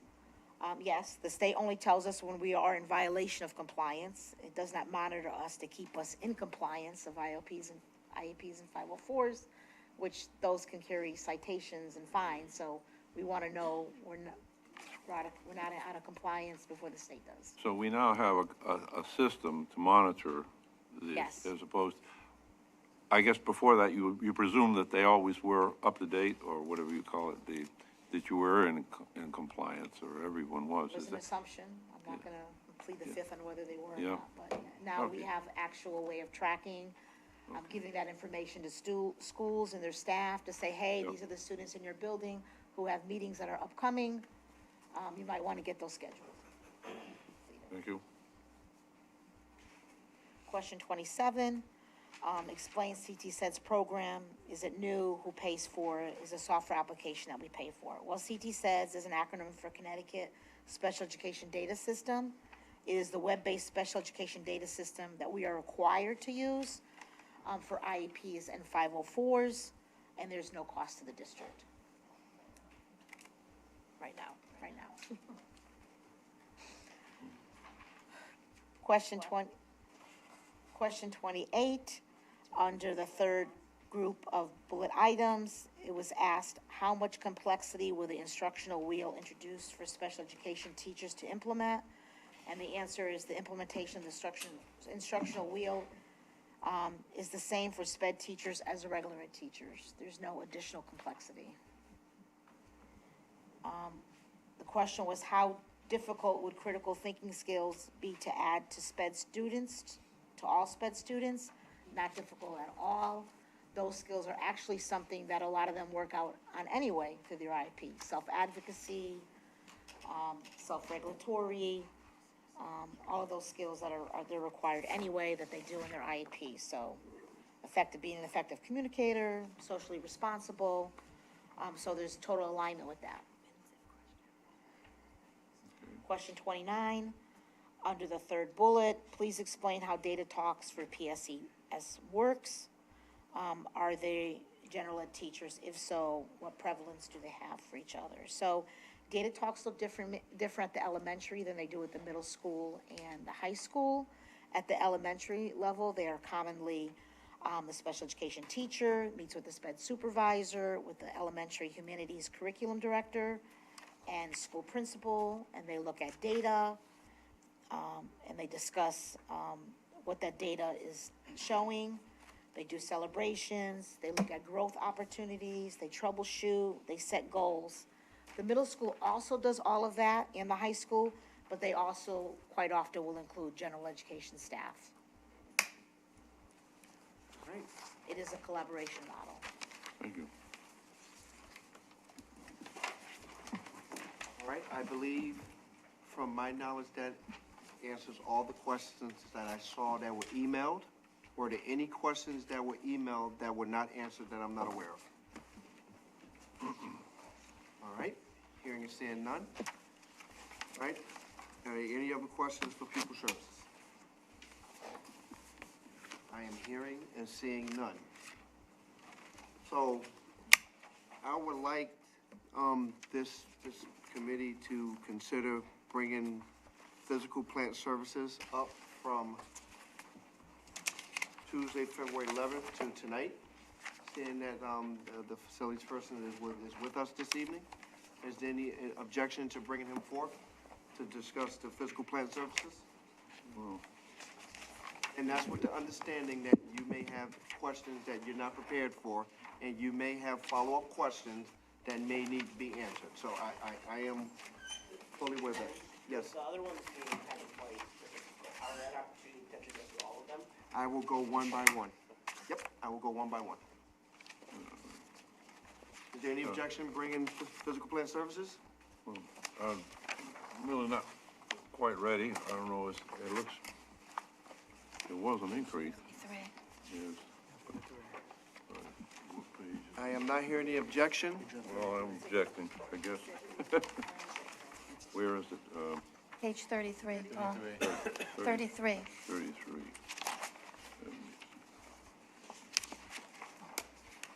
Yeah, these are, All right, well, all right, I mean, so I without suppose you objection, can get up. if we must, we can have him present a narrative if need be to a high level, not parroting to us, saying that you may not have been ready for tonight. Right. Okay. Dr. Hill, before we call him up? Thank you, Mr. Chair. So, Mr. Panos and board members, I'm just thinking if we just cover what we can cover tonight, like just go over it, then next week actually gives you a lot of time to come up with questions, and we, whether it's on a sheet, we bring, all the folks can come back, and then we can answer questions, and it also gives us more time to flesh out any maneuvering with the actual budget in terms of numbers and percentages. Just an idea. So what you said earlier, Mr. Panos, about questions being answered on the fly, I said I'd like them in writing. So whatever you can't think of tonight is fine, right? Whenever we get them in writing, now we know we have a whole meeting open for the next time that we can go through questions, even if it's coming back to tonight. And it doesn't bother me either way. Okay. All right, so I will ask the question one by one, saying that it's for the next agenda. If you say yay, we can talk about it. If you say no, we'll leave it for next week. It's a pleasure of the committee, but if I would like to get through as much of it as possible if this committee is ready. All right, physical plant.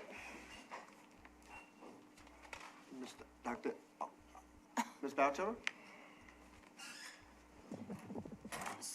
So we haven't presented for any of them, so I didn't know, if you wanted us to go through. You can go through. Okay. Yep.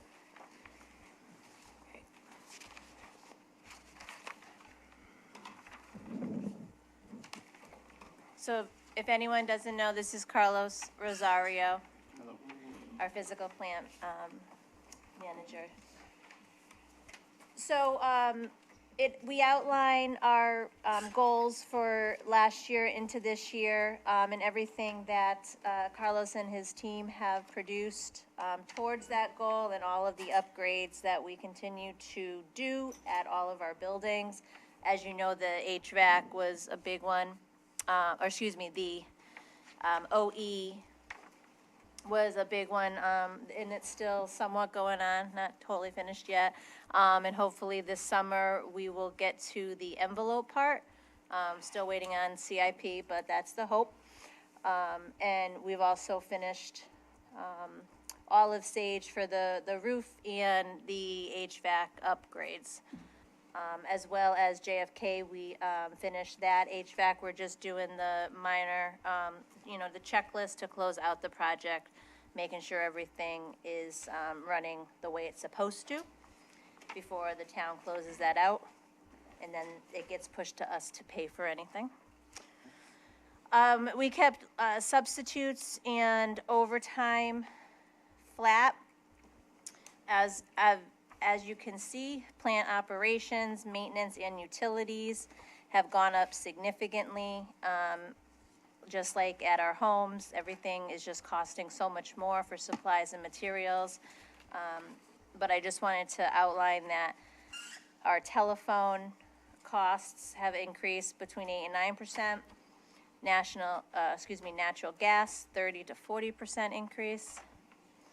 and electricity 18 to 20, and these are all national averages. And we're seeing them every day in our bills, like I'm sure you all see them at your homes.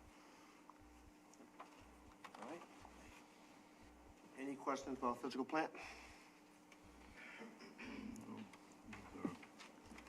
Plant, while so you're maintenance fo- was, I saw you and Jill put your hand up at the same time, so I'll go to Ms. Cantor first, then you, Mr. Pennell.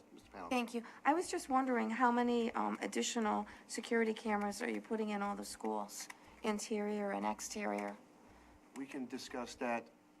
Is that something we can discuss publicly, or is that executive session?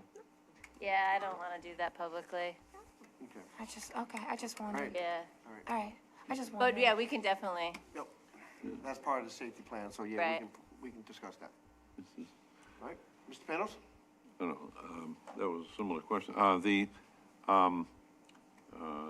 understand the utilities increases over here. Your plant maintenance, you say jumped,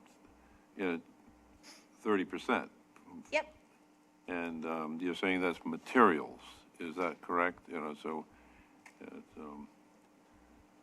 and plant operations went up 34% from 650 to 598, 200. So it's about 152,000 increase. And that operation, so what do you mean here? I understand utilities, when you say plant operations, what does that? So plant operations, some of the items that fall under that, actually are, rubbish falls under that. Or what? Rubbish, Trash. trash. Oh, I see. You know, all of our hazardous material disposal, security system upgrades, and just regular maintenance. And all of our supplies and materials to operate an entire district, you know, the custodial supplies and maintenance supplies. Well, that would be plant maintenance, would it not? I thought you just said plant maintenance also, Oh, plant plant operations. Right, so, right, plant maintenance would be supplies and materials, right? Say, plant operations, you're saying that's rubbish, I was removal. just giving you an example of one thing that it was. Also, telephone falls under plant operations.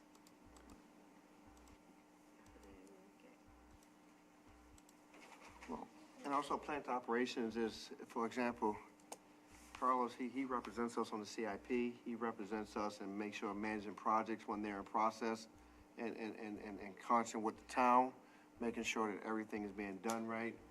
I can personally attest that he's been having his hands full with the balancing in a lot of our buildings, especially Sage Park, especially LP Wilson, especially OE as well.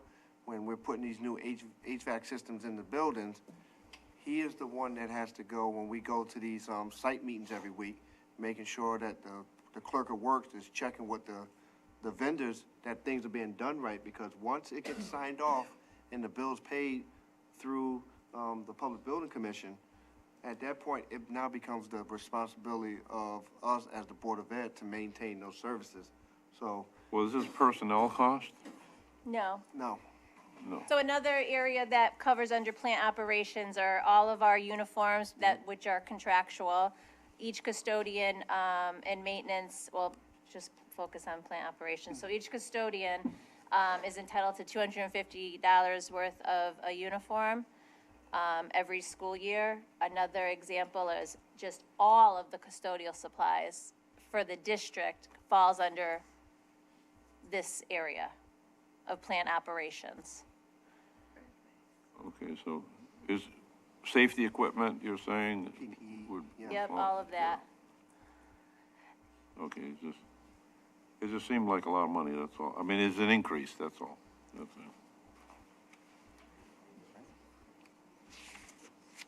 it. And, Mr. Fury?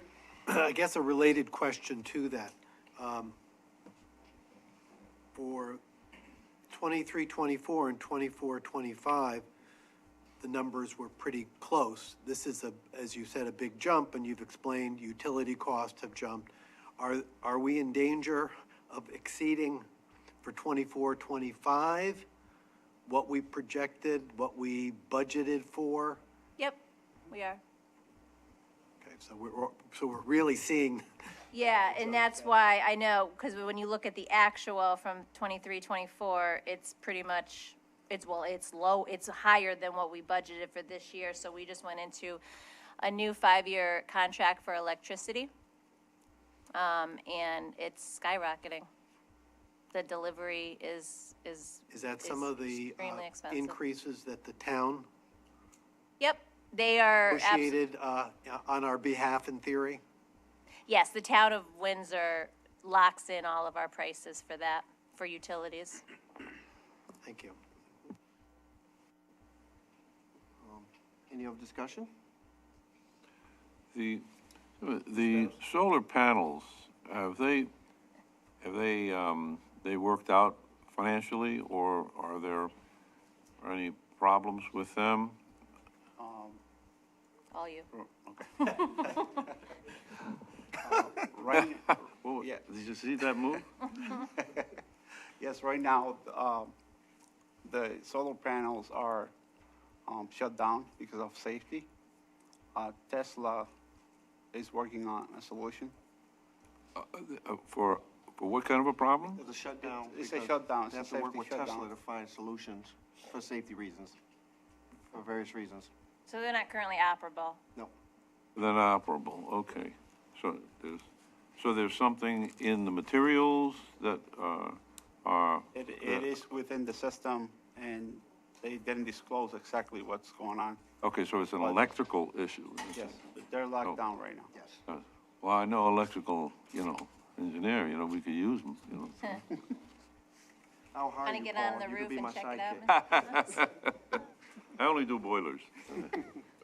Thank you. All right, thank you. Any other discussion? Any other discussion? Hearing none. With the understanding that if there are any questions, you are free to submit them. And we will make sure that they get to the appropriate person and they can be, discussed at the next meeting. Is that acceptable? Any objection? No. All right. Thank you very much. All right, LPW? next is LP Wilson. Are we open to doing LP Wilson right now? Yeah. Is there any objection to doing LP Wilson right now? Hearing none. LP Wilson. Okay, so same with just the district as a whole. LP Wilson is a separate building than our other buildings. We share it with the town, as everyone knows. One of the things that you're gonna see, and the town will see too, we met as a committee about a month and a half ago, and as you can see, the amount of contribution that we are adding has increased. It'll increase on the on the town of Windsor side also. And this was a unanimous decision. Dr. Hill, Peter Souza was also in the meeting, because we have not increased our contribution. We went back close to 15, 16 years of just memory of people around the table, and it's been flat. And obviously, it should have been increased little by little. So, right now, we are running, we don't have a good fund balance in our LPW fund. So this is why we're both sides are adding the contribution. And we also, where you see the decreases, is we are going to try to really just cut back here and there, little by little. We were going through just tiny little line items on the budget, but the plan is to just cut back as much as possible, try to build up the fund again, because this is the fund that really does the major maintenance for this building also. But overall, it's staying fairly flat. Okay. When you say contribution, that is the percent? Yeah, the 60/40, I believe it is, right? That, 30/70. Yeah. Yeah. it's 30, we could put that, it'd be good to So have that we- information somewhere here. Yep, it's Right in the description, right? Just in the description here. Oh, okay. Oh, it's 30%. So it's gonna go up,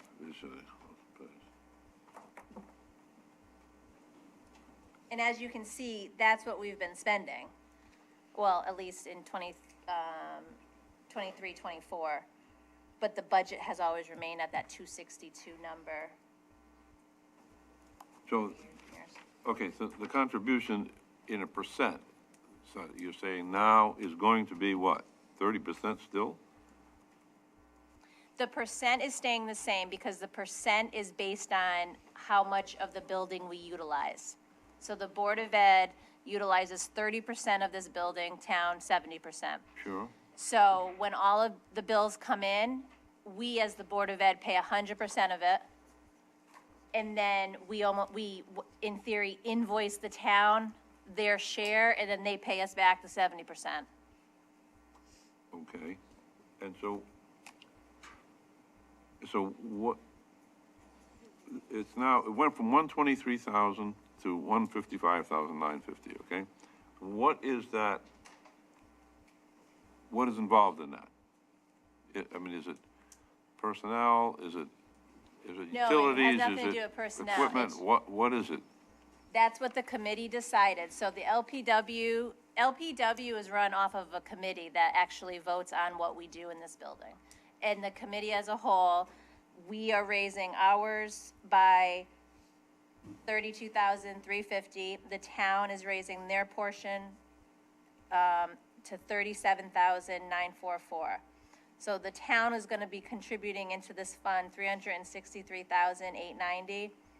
And we're contributing $155,950. Okay, I don't, What are you the see my list of things? question, what do we get? It's to operate this building. We in here. I'm sorry? We're in here. It's the operation, Yeah, the it's all lights, the the phone, operations of the the building. repairs. Okay, I see a separate item called utilities, so I assume that included the lighting. Yes, it does. Okay, So- well, then why are we paying twice? We're not paying twice. We contribute into the fund because this building is funded, we don't do anything unless Okay. it is crazy amounts of money under CIP. Are we, okay, are we talking about the whole amount here from 262,900 to 281,500? Or are we just talking about, I thought we were just talking about that one item called LPW contribution. I'm talking about the whole thing. I don't know Oh, what you're okay, talking well, about. you have a line item called LPW contribution. Yes, because that's the contribution into the LPW fund. And what do they do with the fund? It's, But is If they don't pay, they don't pay more the, than plant operations, plant maintenance, and utilities? they're all separated out, so they're accounted right, so for. in essence, it's like our rent that we pay. It's rent. I'm just giving you something else to like try to understand what the fund is. So this is a, Buildings, Yeah, who owns the building? the town. Okay, so we pay the towns. And, okay, so that's rent that we pay, as a, yeah, yeah? So we pay rent for our schools, yeah? Yes, yeah. no. We're squatters. All right, okay, so this was just, jumped up for some reason, okay. Because it had been Not for flat. some The- reason, Our landlord decided to. Haven't moved this number, being as respectful as possible to everyone. This number, like, we tend to overlook stuff like this year to year in budgets, even our homes, right? Most of y'all probably don't update your insurance year to year. I'm just a little finance class. But you've been paying and then all of a sudden it just creeps. But this one hadn't moved. That's not realistic in anybody's system. So it's been a number, when we met as a committee, that number stayed the same for years. I understand. I just want to know what we get for this. You know, I mean, You can understand chair. utilities. You get your chair and you get this table and the mics. I mean, it's just for them to buy booze, Naming rights to the room, right there. right? Oh, gee. You got the dub, we here. Let us be All right, this is very mysterious, okay. No, it's clear, they just. And just for clarity, for for major maintenance, we agreed with the town council last year that we would keep that flat with the understanding that if we have any catastrophic failures, we will be coming to them for assistance with our building. So it was flat last year and it's flat again this year. So just make sure we keep a mental note of that. That's why that's 0. And you know, I'll be the first Right, one up here. they made up for it by jacking up the LPW contribution. No, sir, one could speculate, but you know, I just want to make sure, All right, I think we're done. I usually argue about the major maintenance. I never think it's enough, but the town said if something goes wrong and it's something our budget can't cover, we just got to take it to them through our superintendent and we'll be fine. So when we do our budget presentation, we're going to remind them of that agreement, and we're going to stand on that. All right. Anything else? All right, we're done with LP Wilson. All right, are we open to doing salaries this evening? I think I'd rather not do any more. We That's have up to one- you. We have one objection. Is there anybody else that objects to moving on? I think the salary, they're just, sorry, Mr. Chairman, just my question. Nope. I prefer, That they're just contracts and we just discuss. Did you, Mr. Terry. I know we just did LP Wilson. Did we also do 81 major maintenance? I know you said it was flat, but there's a list of things they're planning to be done school by school. That was done under the previous one. If we want to go back and have Mr. Rosario talk about what's being done at the schools, it's on page 38. Excuse me, page 37, 38. Those are the things that they would like to do in the school year in these particular buildings. That's always been the case year over year, but sometimes they can go only as far as the money will allow them to go. Mr. Fury. And my question would be, is the 423 between LP and our other buildings, at this point in time with a crystal ball, with prices that can go up, sufficient to do all the work that we'd like to do? Or is that an unrealistic list?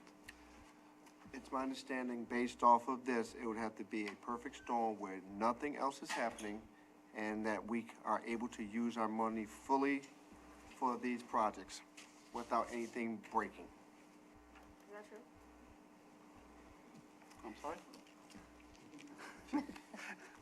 She's asking if my Is it- statement is true to you. Yes, it is a statement. Thank you.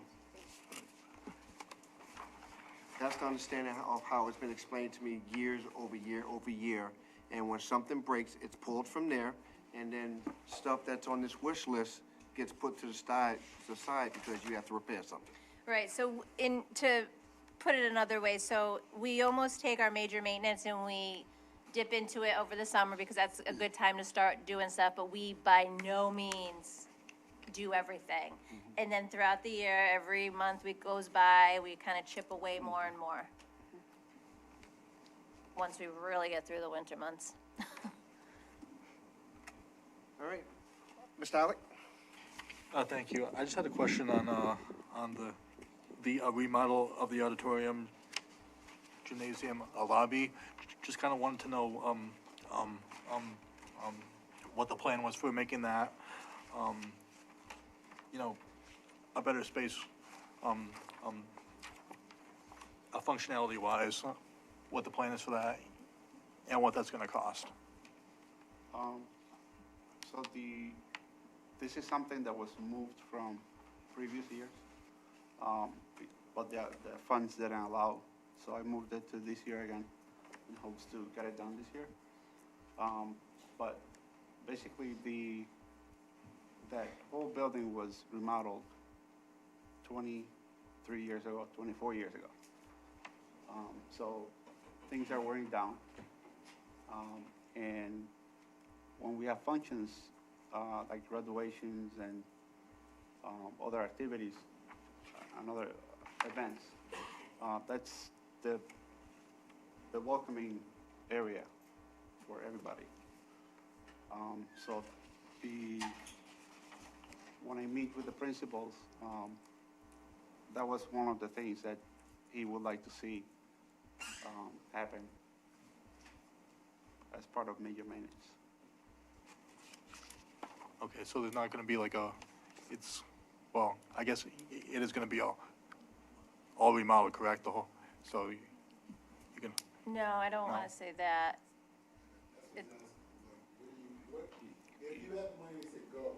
Major maintenance, I'm sorry. Major maintenance is anything under what we project to be $100,000. So when you say remodel or that's a CIP. We're doing like little trimming, yeah. Fresh paint, things like, what'd you say? Facelift. Thank you, perfect. Facelift kind of stuff. Yeah. So, Mr. Halleck, I can say, so I was just in the Red Tile lobby for the game earlier this week, and I saw, because I came the year that the renovations were done. So I saw now that wood trimming over one of the doors and down the side, it's missing. So I'm like, this looks tacky. And as Mr. Rosario said, that's our welcoming entrance for guests to the building. So those are the kinds of things that we need to do. It's not gonna cost over $100,000 to do that, but those are things that we need to do. You don't need missing pieces of trim, over doors or broken, and there's also like broken locks. Yeah. Like that's the kind of stuff. Not a complete overhaul, tear the walls out and make it look new, nothing at that level. okay. That answers my question. Thank you. All set? All set. All right. All right. Salaries, are we prepared for salaries, or that's a no? No. I'm not prepared for that. What about, so employee benefits, is that a no? Absolutely not. So at this point, Can I just, we don't have to do it tonight, but I just want to clarify, so as people prepare questions, I want to do what we call level setting.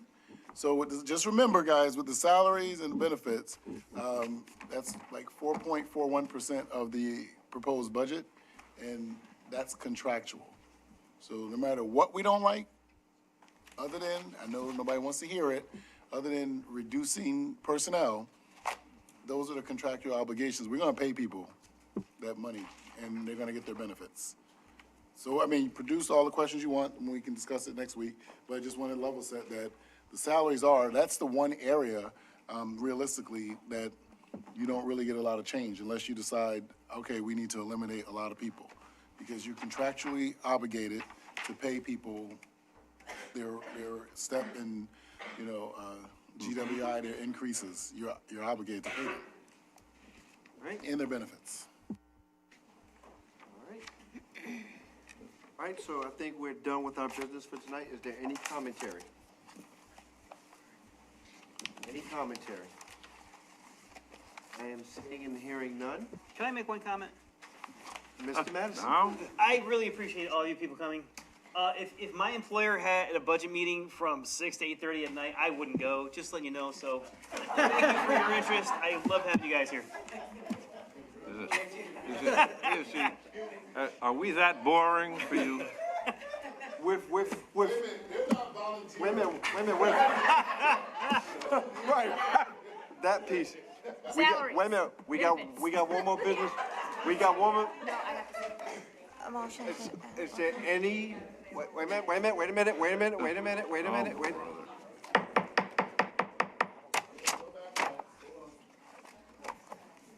Is there any other commentary? Ms. Taylor? On behalf of Dana and Nathan Williston, Maya Williston is here, and she's beautiful, and everybody is healthy, and everyone says hello, but he needs to take a moment. They were sleeping. I texted him, I said, you better not get on this call. He was like, enough said, because he was already asleep. So, for now, right? He's back up. But yeah, so little Maya is here. So I just wanted to share that. He asked us to share.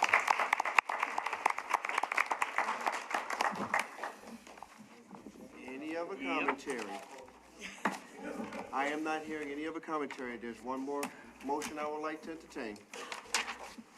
Move to adjourn. There's a second? Yeah, I'll second the motion to adjourn. Motion made by Ms. Taylor, second by Mr. Panos to adjourn. Any discussion? Hearing none. All those in favor signify by saying aye. Aye. All opposed, the same. Abstention.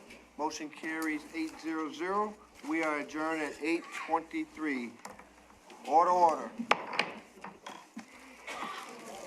Oh, boy. Give that guy Thank you for your Yeah, thank you for your bounce. that guy a gavel.